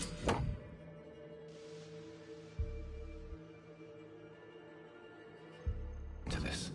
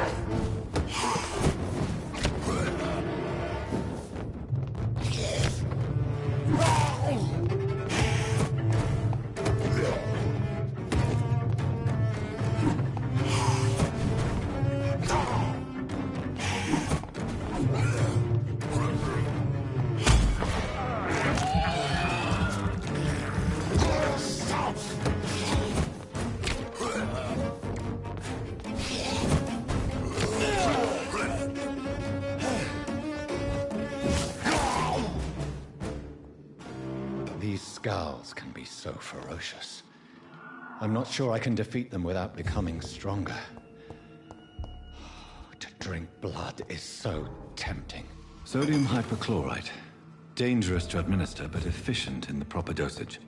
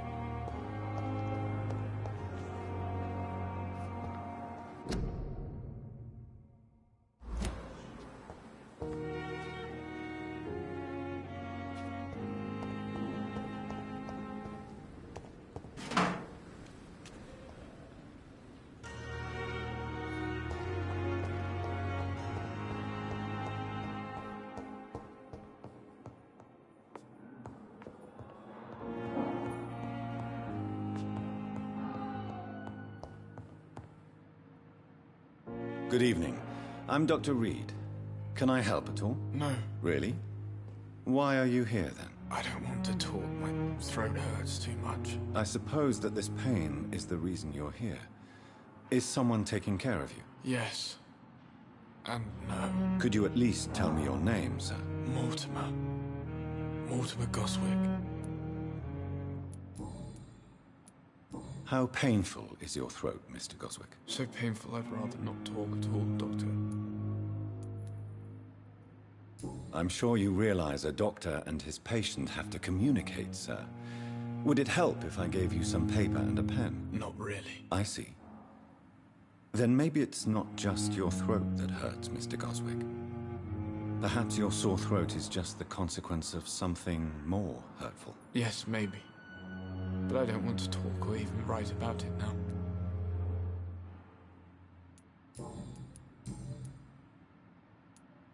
Tell me about yourself, Mr. Goswick. I don't want to talk, Doctor. I have to go now, sir. But don't hesitate to contact me if you need any help. Good evening, sir. Doctor.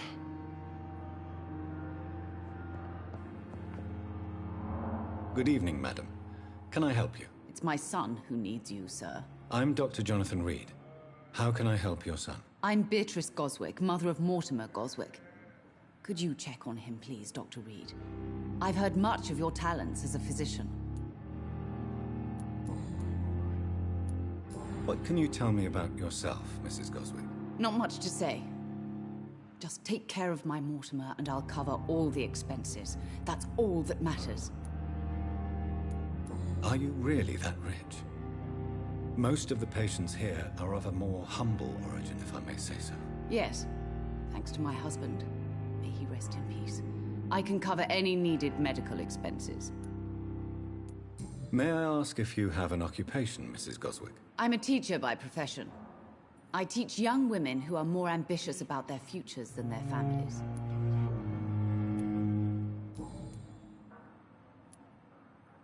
What do you think of your reception here? Any complaints? I have had the uttermost reservations about this hospital since we arrived. But we had no other choice, considering the state of emergency. Is there something in particular that's bothering you? Some of the staff were not especially welcoming. I suspect they're not accustomed to dealing with patients of such social standing. Tell me more about your arrival at the Pembroke Hospital. What gave you such a bad first impression? The ambulance driver was quite rude, for a start. And that nurse, Miss Hawkins, seems to have quite a dubious attitude. What do you mean? She managed to secure a bed for my son despite the epidemic. It was a relief, but it wasn't cheap. She charged you for a bed? Yes, and I paid without question, considering the urgency of the situation. I share your concern, Mrs. Goswick. Be sure that I'll talk to the people involved. I don't expect compensation, Dr. Reed. But I'm aware such behavior would not be tolerated in other hospitals. Do you require medical attention as well, Mrs. Goswick? I have other concerns right now, Doctor. But I'm fine, thank you. Goodbye, Mrs. Goswick. My sweet girl. Yes, Doctor? Treats me like a book.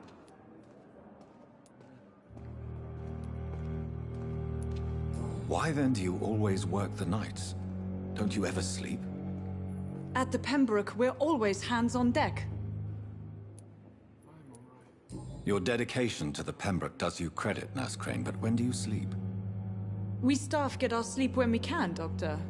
Nursing is a vocation, not the labor of a journeyman. Lack of sleep and the medical profession always ends in disaster. I've witnessed many a colleague succumb to stimulants to fight exhaustion. Drugs were as deadly as bullets in the trenches. London's trenches start here at Pembroke Hospital. We are on the front line, make no mistake. Please, could you point me in the direction of the morgue again? It's the large boarded-up building behind the hospital. You can't miss it. The key I gave you will open the small back door to it. Exactly how bad is the supply situation here at Pembroke?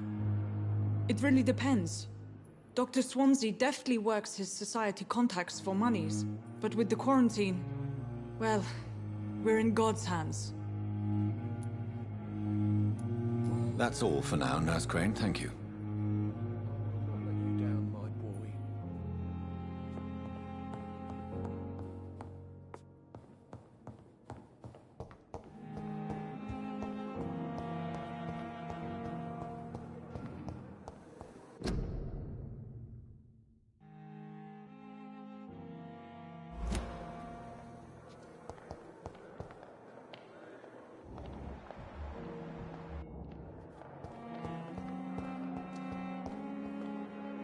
Good evening, Nurse Hawkins. Good evening, Dr. Reed.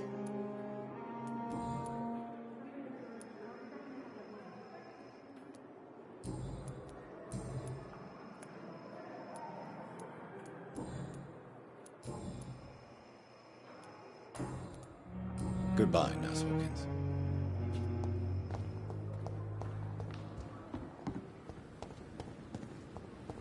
Another night with the glorious battalion of Pembroke. Good evening, Milton. Good evening, Doctor. Still trying to save lives?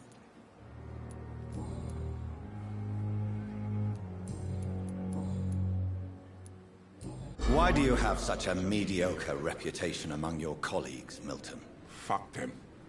Nobody knows the horrors I've seen since working here. This city was sick long before the epidemic, Dr. Reed. I know it's a difficult task, but correct me if I'm wrong. Is this not the job you are paid to do? I've seen babies left to die while their brothers were properly fed. Underage girls and boys sold to all manner of perverts. I'm sorry, I don't know what to say. Yeah, exactly. We lack words. So excuse me if I don't look on the bright side of life.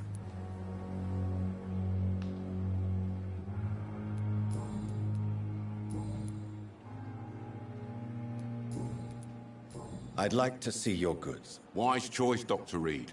A reliable gun is what everybody needs these days.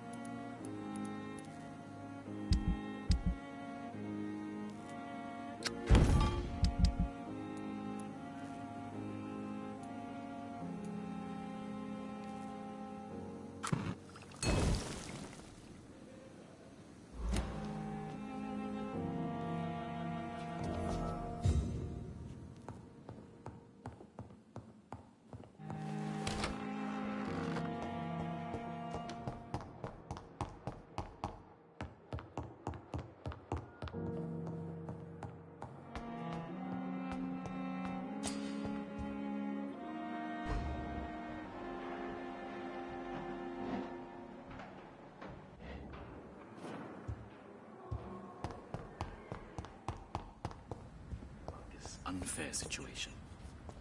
I managed to arrange to have you buried in the same mass grave as your... Thelma Howcroft said she was being watched by vampire hunters. Where are they hiding? I should investigate.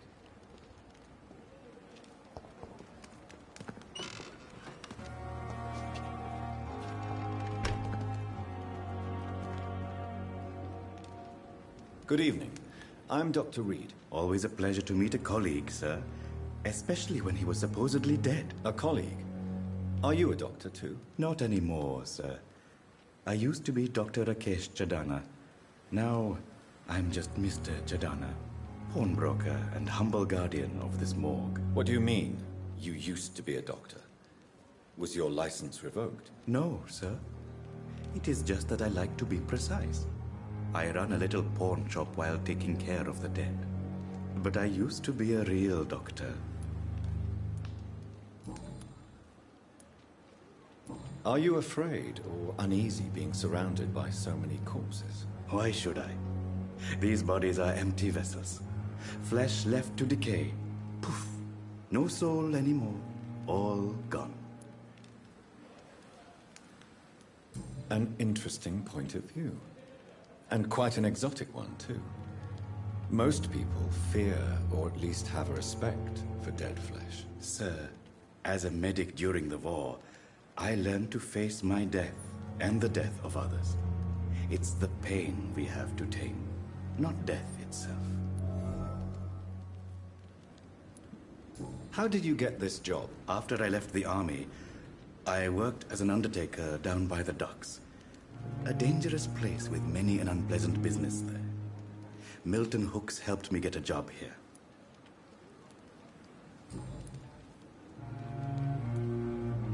Do you work here alone? Yes, very easy work, sir.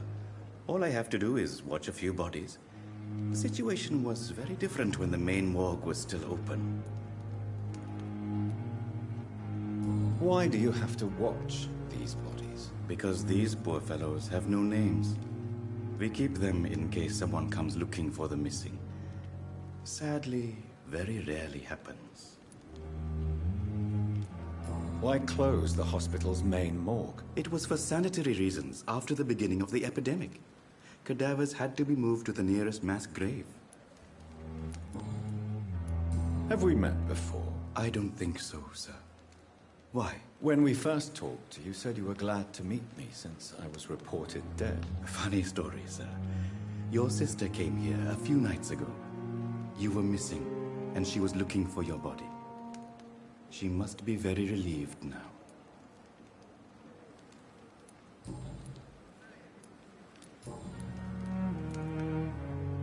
Since you're not afraid of dying, do you believe in life after death, Rakesh? No.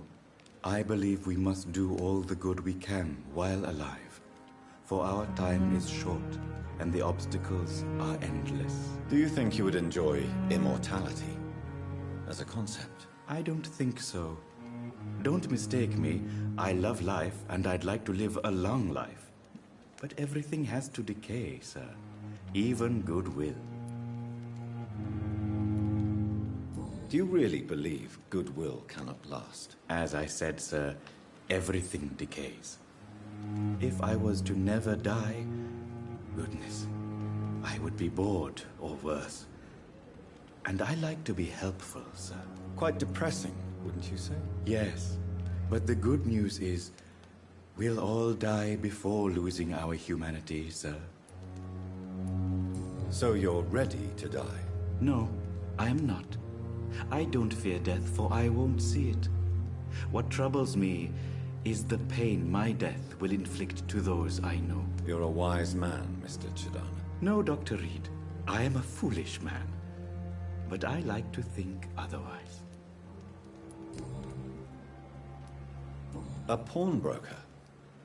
I expect you get all types of people here. Yes, sir. All kind of people. For I sell all kind of goods. Who comes here to trade with you? It's very unhygienic, even unsafe. Diseases can spread. For the customers, for the hospital. I'm very cautious, sir. I've been a doctor, remember? And all my clients are good people. In fact, I think I only know good people. What kind of goods? With the quarantine, it's not always easy to buy things.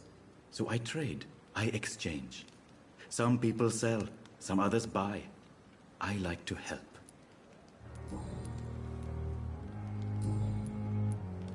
Please show me what you have to sell. Of course. It's just trinkets and curios, really. But I'm sure they can be useful.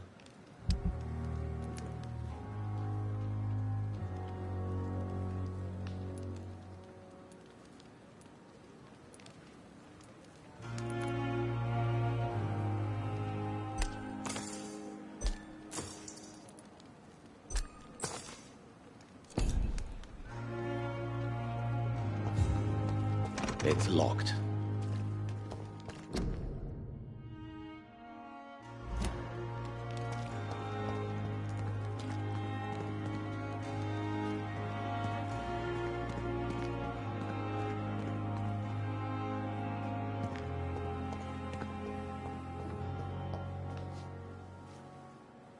Good evening, sir. I'm Dr. Reed. I believe we're going to be colleagues. Reed? Yes, I've been informed about your arrival. I'm Waverly Ackroyd. Welcome aboard, I suppose. Does my arrival inconvenience you in some way, Dr. Ackroyd? Let us just say that I don't particularly share Dr. Swansea's enthusiasm for hiring you. What we need here are reliable professionals, not overrated dabblers.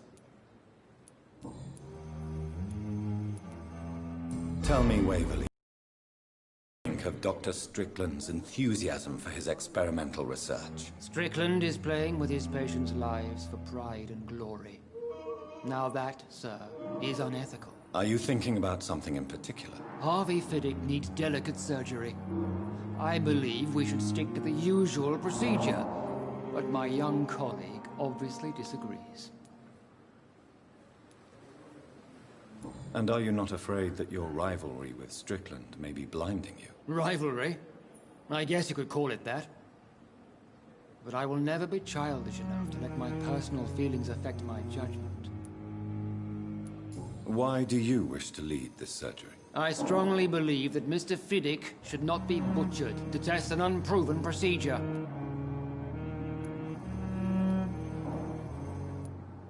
Other people may say that's too conservative a point of view. Conservative?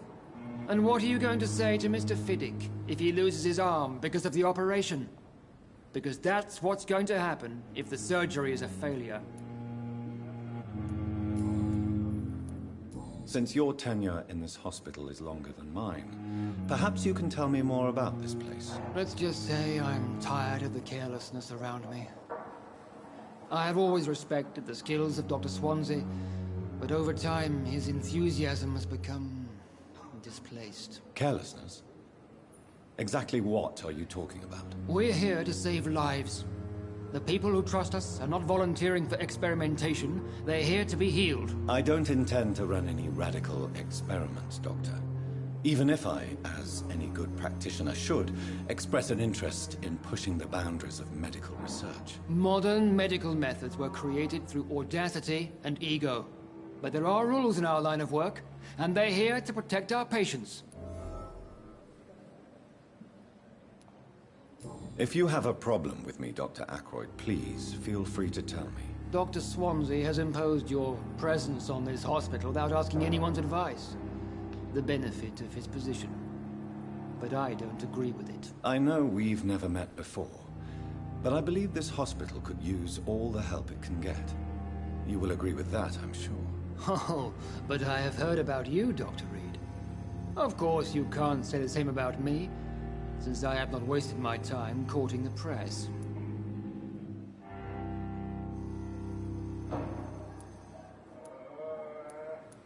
You are going to change your tone with me, my dear colleague, and very quickly. I don't think so. Perhaps you think yourself protected by Dr. Swansea, but I am still a free man, and I will speak to you the way I want.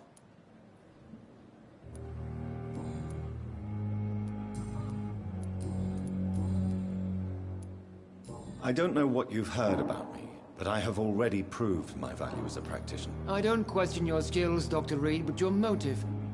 Is it money, fame, or are you truly dedicated? And what exactly is that supposed to mean? I served in the war just like you.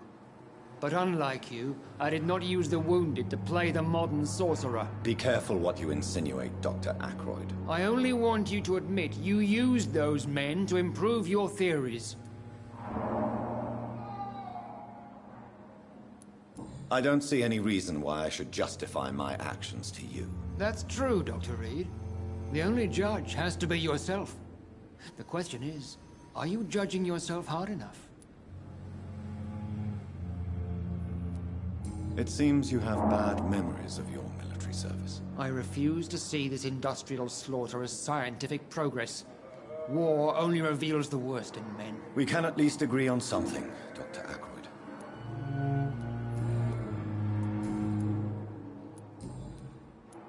Thank you for your time. We'll talk later.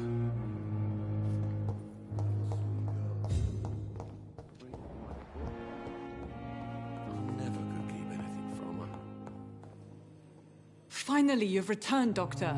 Did you find anything of value? Yes, nurse. You've worked your first miracle, Doctor. Now, this patient here needs immediate treatment. Duty calls. When the storm has passed, I'll show you how to mix the remedy yourself with the same basic ingredients. Many thanks, Doctor. When you've finished, you ought to report to Dr. Swansea in his office. He's been looking for you. Seemed pressing.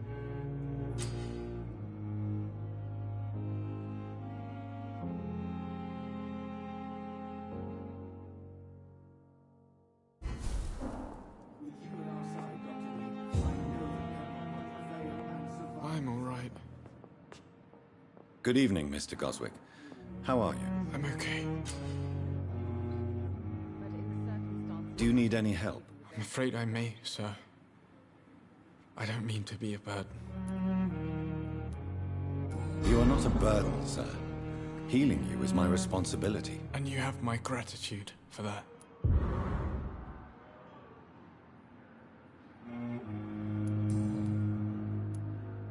How painful is your throat, Mr. Goswick? So painful I'd rather not talk at all, Doctor. I'll let you get some rest, then. This hospital Don't seems waste to be your time falling with me. apart. But in the circumstances, I'm willing to give you the benefit of the doubt. Good evening, Mr. Goswick. How are you? I'm okay. Why did your mother have you hospitalized here? She seems convinced this is a bad hospital. My mother just wants the best for me. She won't rest while I'm here. She'd go all the way to hell and back to help me. Is your mother bothering you? As your doctor, I can ask her to leave you alone if you would prefer. That's tempting, Doctor. But you have no idea what my mother is capable of. She would tie herself to my bed if you asked her to leave. Pembroke Hospital may look unorthodox, but rest assured you're in good hands here. It's not me you have to convince, Dr. Reed. It's my mother.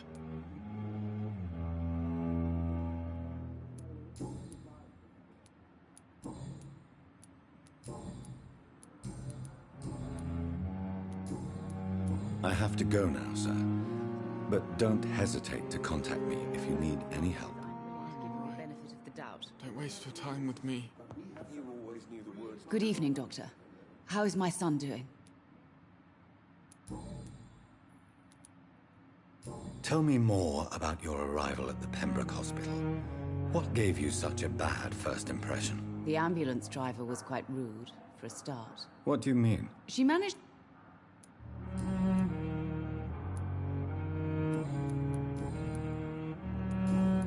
Goodbye, Mrs. Goswick.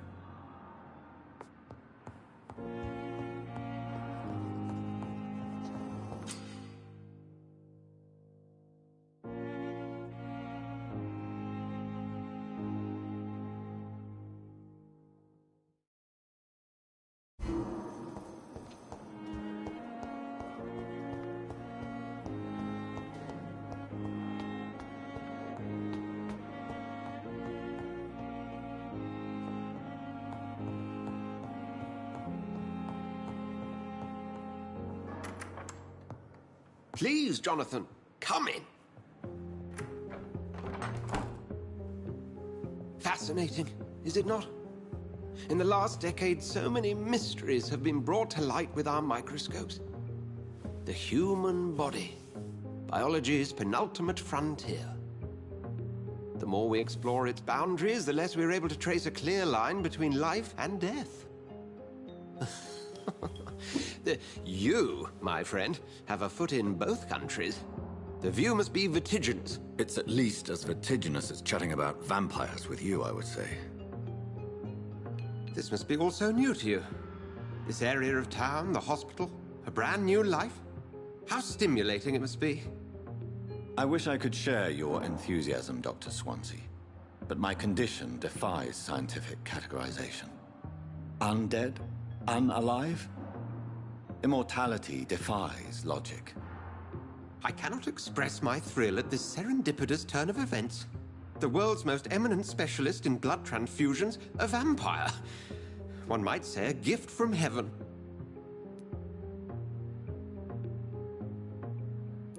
There is an absurd poetry to my situation. Physician, heal thyself. Forgive me. I've been an admirer of your work for a long time, and now you are so much more than a brilliant physician.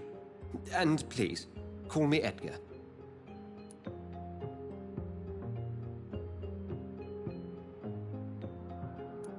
I'm not some doe-eyed student, Edgar. I understand we both have something to gain from this relationship. Very well. I have a task for you, Jonathan. Something that will require all your newfound skills. Please, go on. The Pembroke only survives through the generosity of our benefactors. Unfortunately, our main donor has found herself in a bit of a bind. Now, if you could help her out... A spokesman or politician is what you need. That's not my calling. And until I come to understand what has happened to me, I require discretion. Discretion is in order, Jonathan. Lady Ashbury has recently received rather indelicate correspondence that, if revealed, would jeopardize her position. And you would like me to eradicate this threat? By the stole, of course not. I would just like you to pay her a visit. Her ladyship is certainly near the tents outside, tending the sick. You can't miss her. Look for someone impossibly delicate. Accepted. I'll see what kind of trouble Lady Ashbury is in.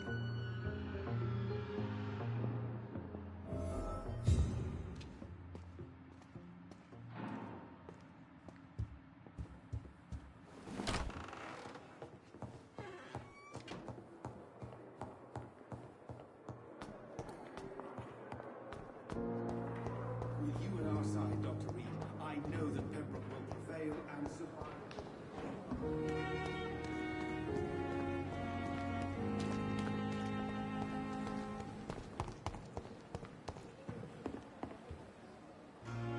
The flu took my dear wife, Emily.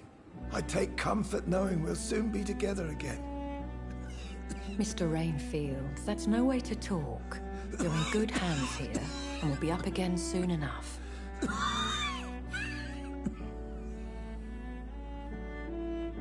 Now do me a kindness and get some sleep. I'll be back round later. Your words are kind, the blessings of an angel. You're the sweet, sweet Lady of Mercy.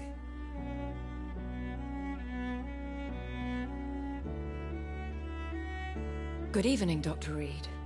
It's a pleasure to see you again. You seem surprised. Dr. Swansea has brought me up to speed concerning your recent appointment to Pembroke Hospital. You're a the lady who saved me that night, before vanishing into thin air. I remember you from the pub with Dr. Swansea. Indeed. Allow me to introduce myself formally this time. My name is Lady Ashbury. I remember you well, in spite of the brevity of our encounter.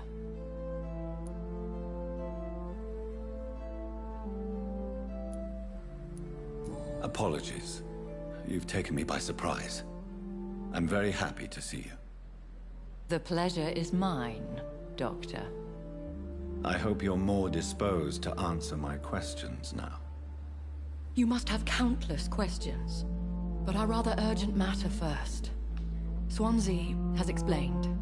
My cover, if you prefer, has been compromised.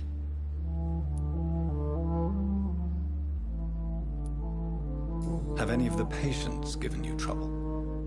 These poor souls have so little left to live for.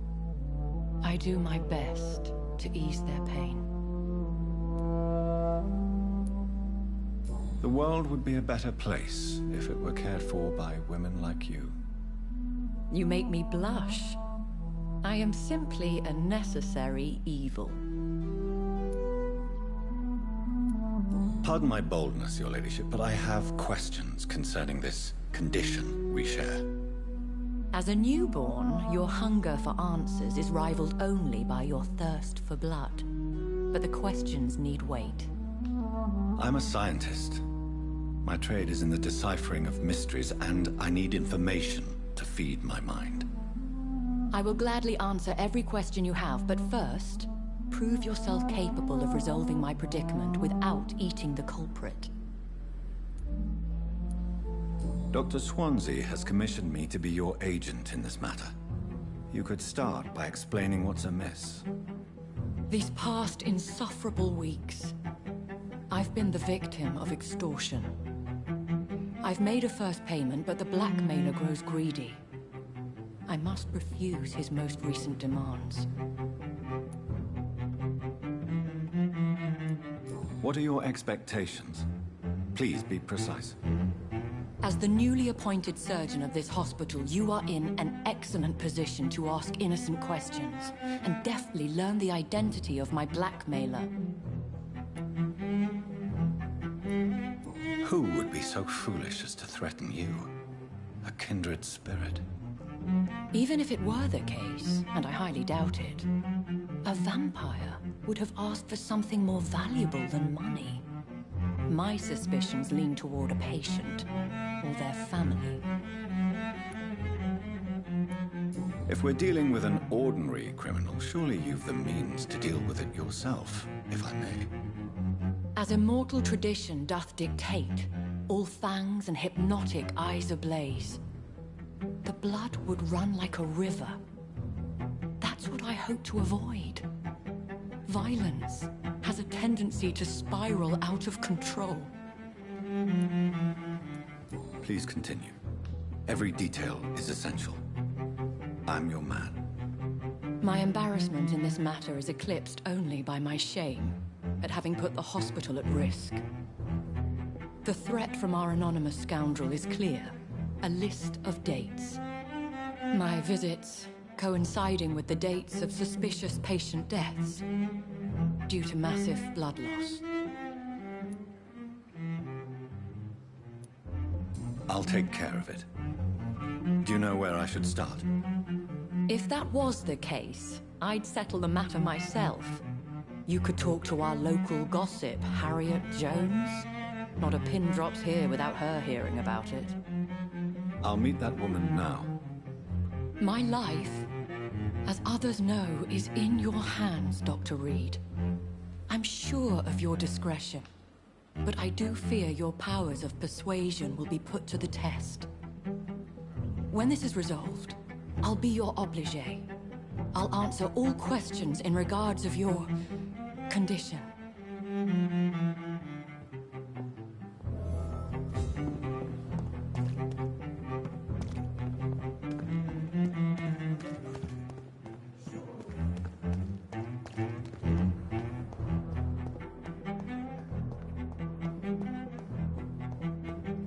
Simpletons, these nurses.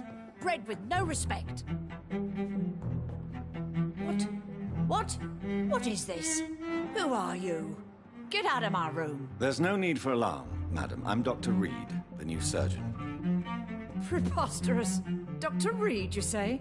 I don't want some bumbling intern. Where's Dr. Swansea?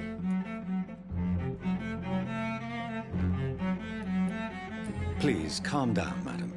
I assure you that I am highly qualified. I'm just back from war duty. How brave. Threatening an old defenseless woman. You know how long I've been a patient here? You've picked the wrong fight. I'm Harriet Jones. Harriet Jones? Indeed.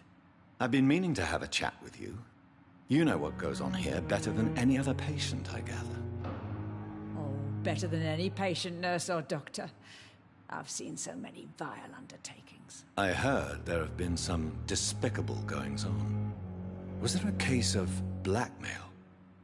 Blackmail? Wait. You're investigating something. This isn't a social call.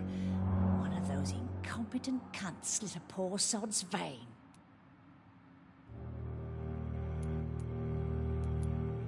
If I didn't know better, Miss Jones, I'd be inclined to say you enjoy this type of idle gossip. God's honest truth, Doctor. It's just the way it is here. Most of these bitches would let you freeze to death before getting you a blanket. You seem to know more about the goings-on here than anyone else. Beware, Miss Jones, in case suspicion should fall on you. That's it. Blame the old and infirm. I see those little bitches' greedy little eyes, just waiting for me to pop off they are. I assure you, madam, this is not an investigation into a possible medical error. Debauchery, then? Nurses Crane, Hawkins, Brannigans, whores, all of them. They can't keep their legs shut. I've seen them scratching slutty sores. Really? Well, if you have irrefutable proof, I'll not have the staff behaving in such a manner here. This is your business, Doctor, not mine. But I swear one of the nurses is cavorting with some man on hospital hours. Thank you for your time, Miss Jones. You've given me something to go on. See you on the next round.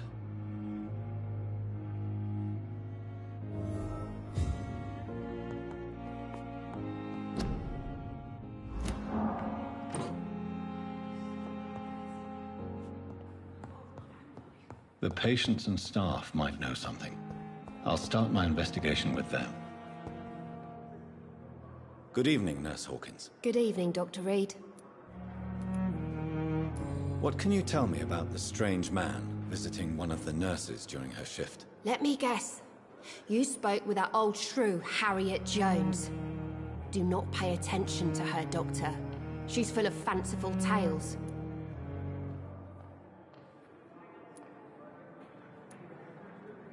She could have been telling the truth about the mysterious man. That old witch will end up in hell soon enough. Who cares if a nurse finds some happiness where she can? No matter how you feel about her, Miss Jones deserves our help. Who says I don't care for her? Hate is what keeps that old crone alive.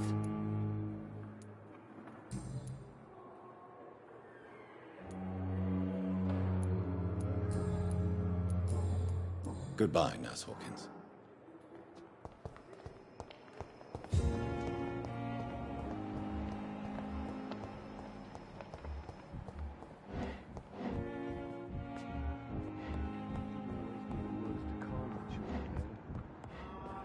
I cannot enter.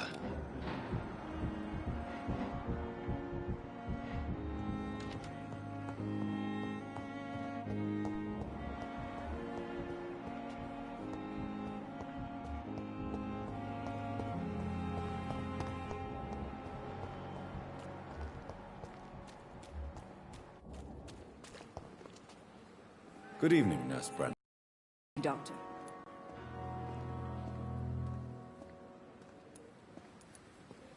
Have you seen a strange man visiting any of the nurses here? I've never heard of such a thing, Doctor.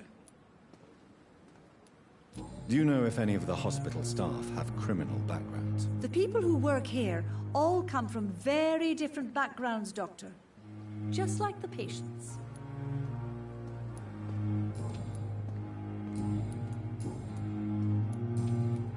Goodbye, nurse. Call me if you need assistance.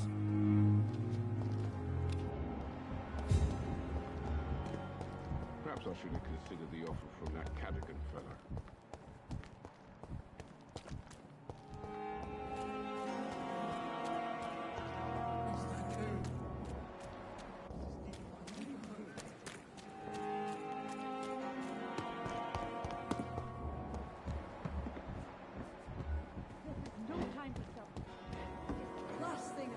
Good evening, Dr. Tippett.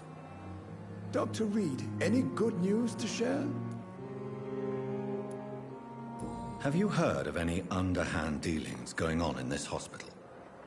I have no time for such triviality, my dear colleague. We're here to save lives. Goodbye, Dr. Tippett.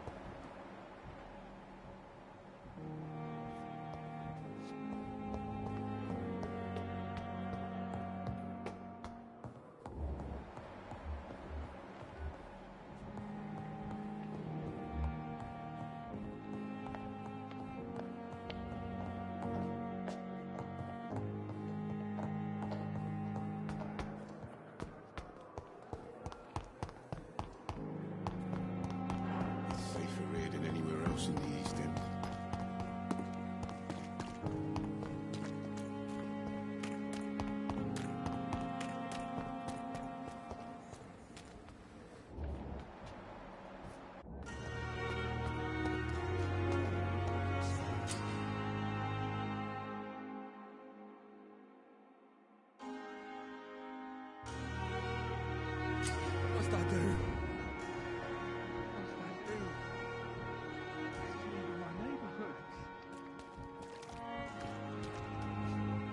Please, sir. I need help bad. What's going on? I'm Blight, sir. Newton Blight. I've lost my mate. Can't find him anywhere. I'm Dr. Jonathan Reed from the Pembroke Hospital. Please, calm down and give me more details. Oswald and myself were both infantry, sir. We were en route for the hospital, but we had a disagreement. And Oswald ran off towards the canal. How long have you been searching for him? I can't go there. Too many rats by the water. Fucking rats. Can't stand them since the war, sir. Can't stand them at all. Don't be ashamed, Mr. Blight. Many soldiers who survived the trenches suffer from musophobia. I'll see what I can do for your friend. This is a dangerous part of town. What are you doing here? We were looking for the Pembroke Hospital. We both need help. Treatment, I mean. To get some sleep. Just need to feel better, sir. Do you need medical attention, sir? No thanks, sir. Unless you're able to get rid of every rat in London. What can you tell me about yourself? I'm Oswald's best friend. We served in the same regiment, sir. We've taken care of each other since we came back from the front. What can you tell me about your friend? His name is Oswald Thatcher. We survived the war together. Oswald is nervous and quite fragile since we came back from the war. Where was your friend the last time you saw him? He went down by the canal. He didn't want to go to the hospital. I think he went to the sewers on purpose. So I couldn't go after him. I have all the information I need for now. If I find anything out about your friend, I'll let you know as soon as I can. Thank you, Dr. Reed. Don't worry, we're safe.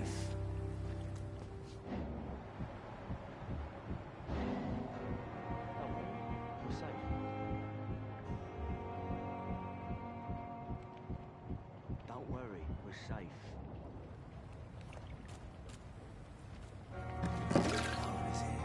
Relax.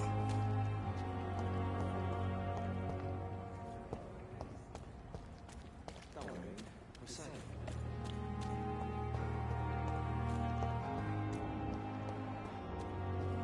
It's locked, all right.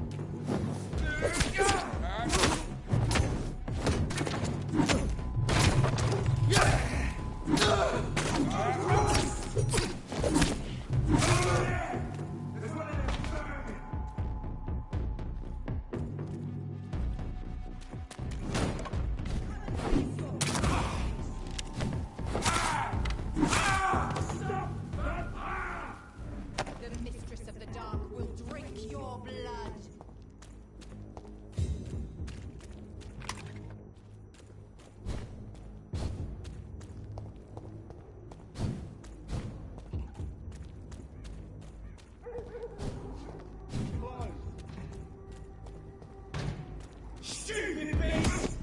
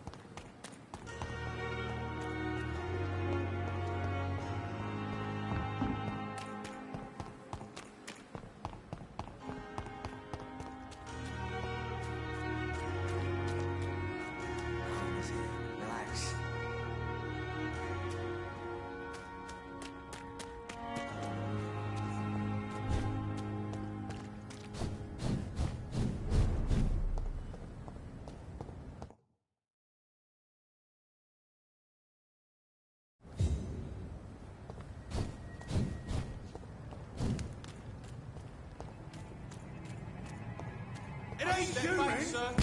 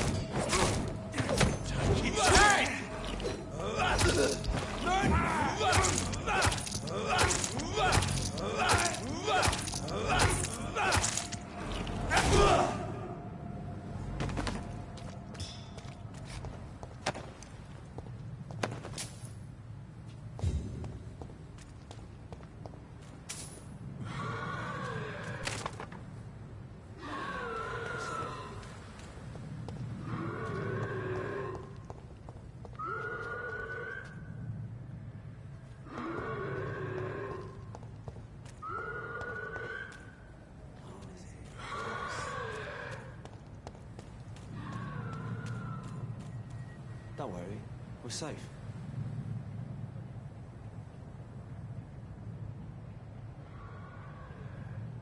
Don't worry, we're safe.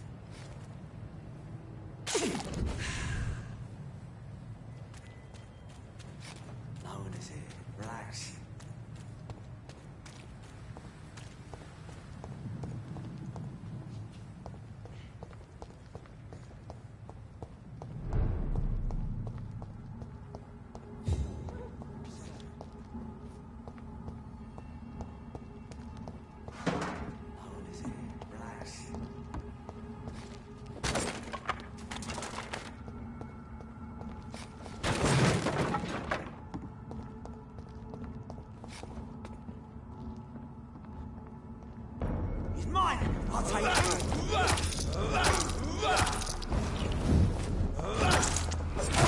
Over there! There's one of them vermin! Gone up.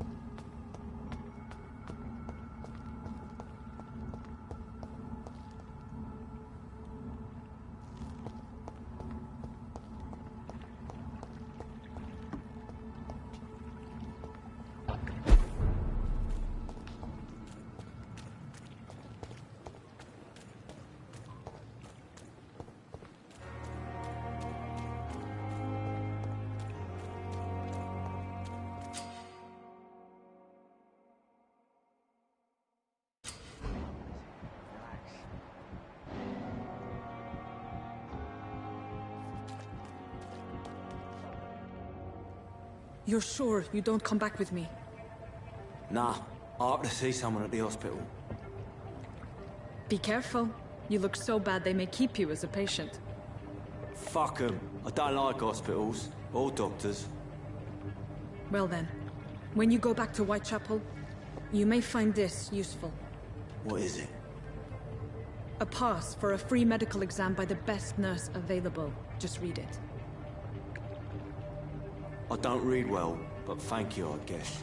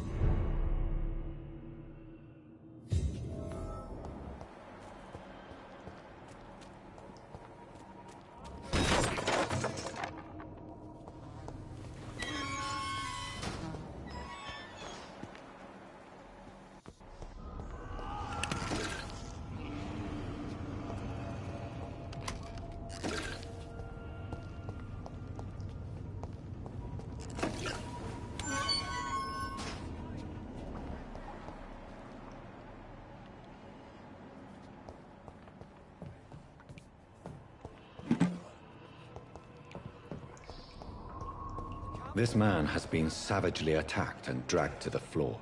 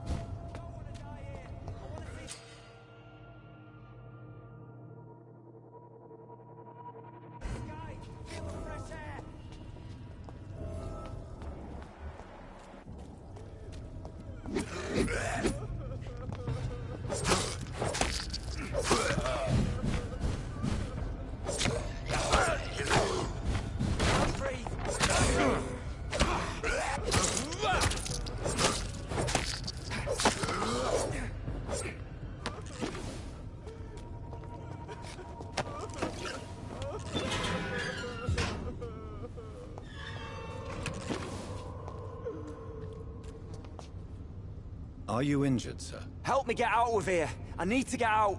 I'm Dr. Reed, and I'd be glad to help you, but you must calm down first. Please, take a deep breath and tell me your name. Okay. I'm Oswald Thatcher. Please, I need to get out.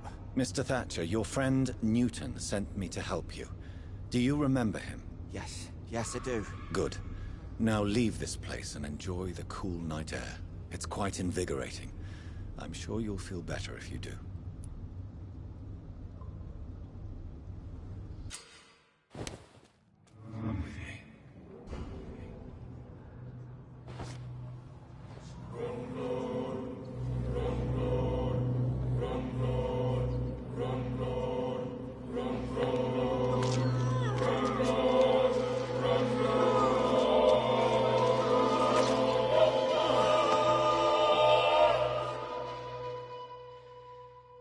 Newton, don't be sorry. We'll meet again soon, and we will be serene and beautiful.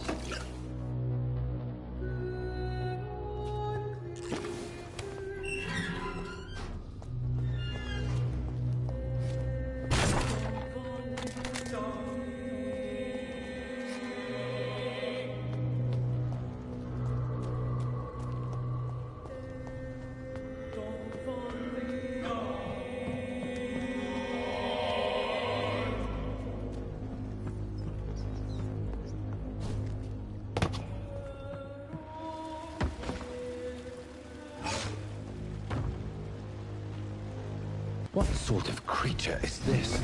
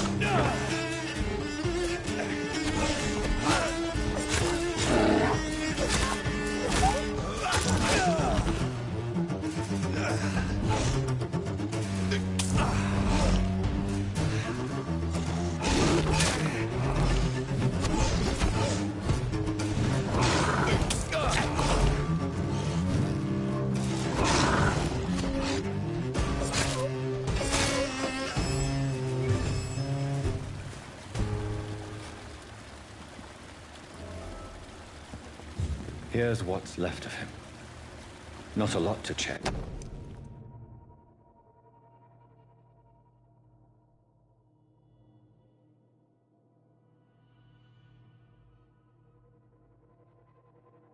Some voucher for a free checkup in Whitechapel.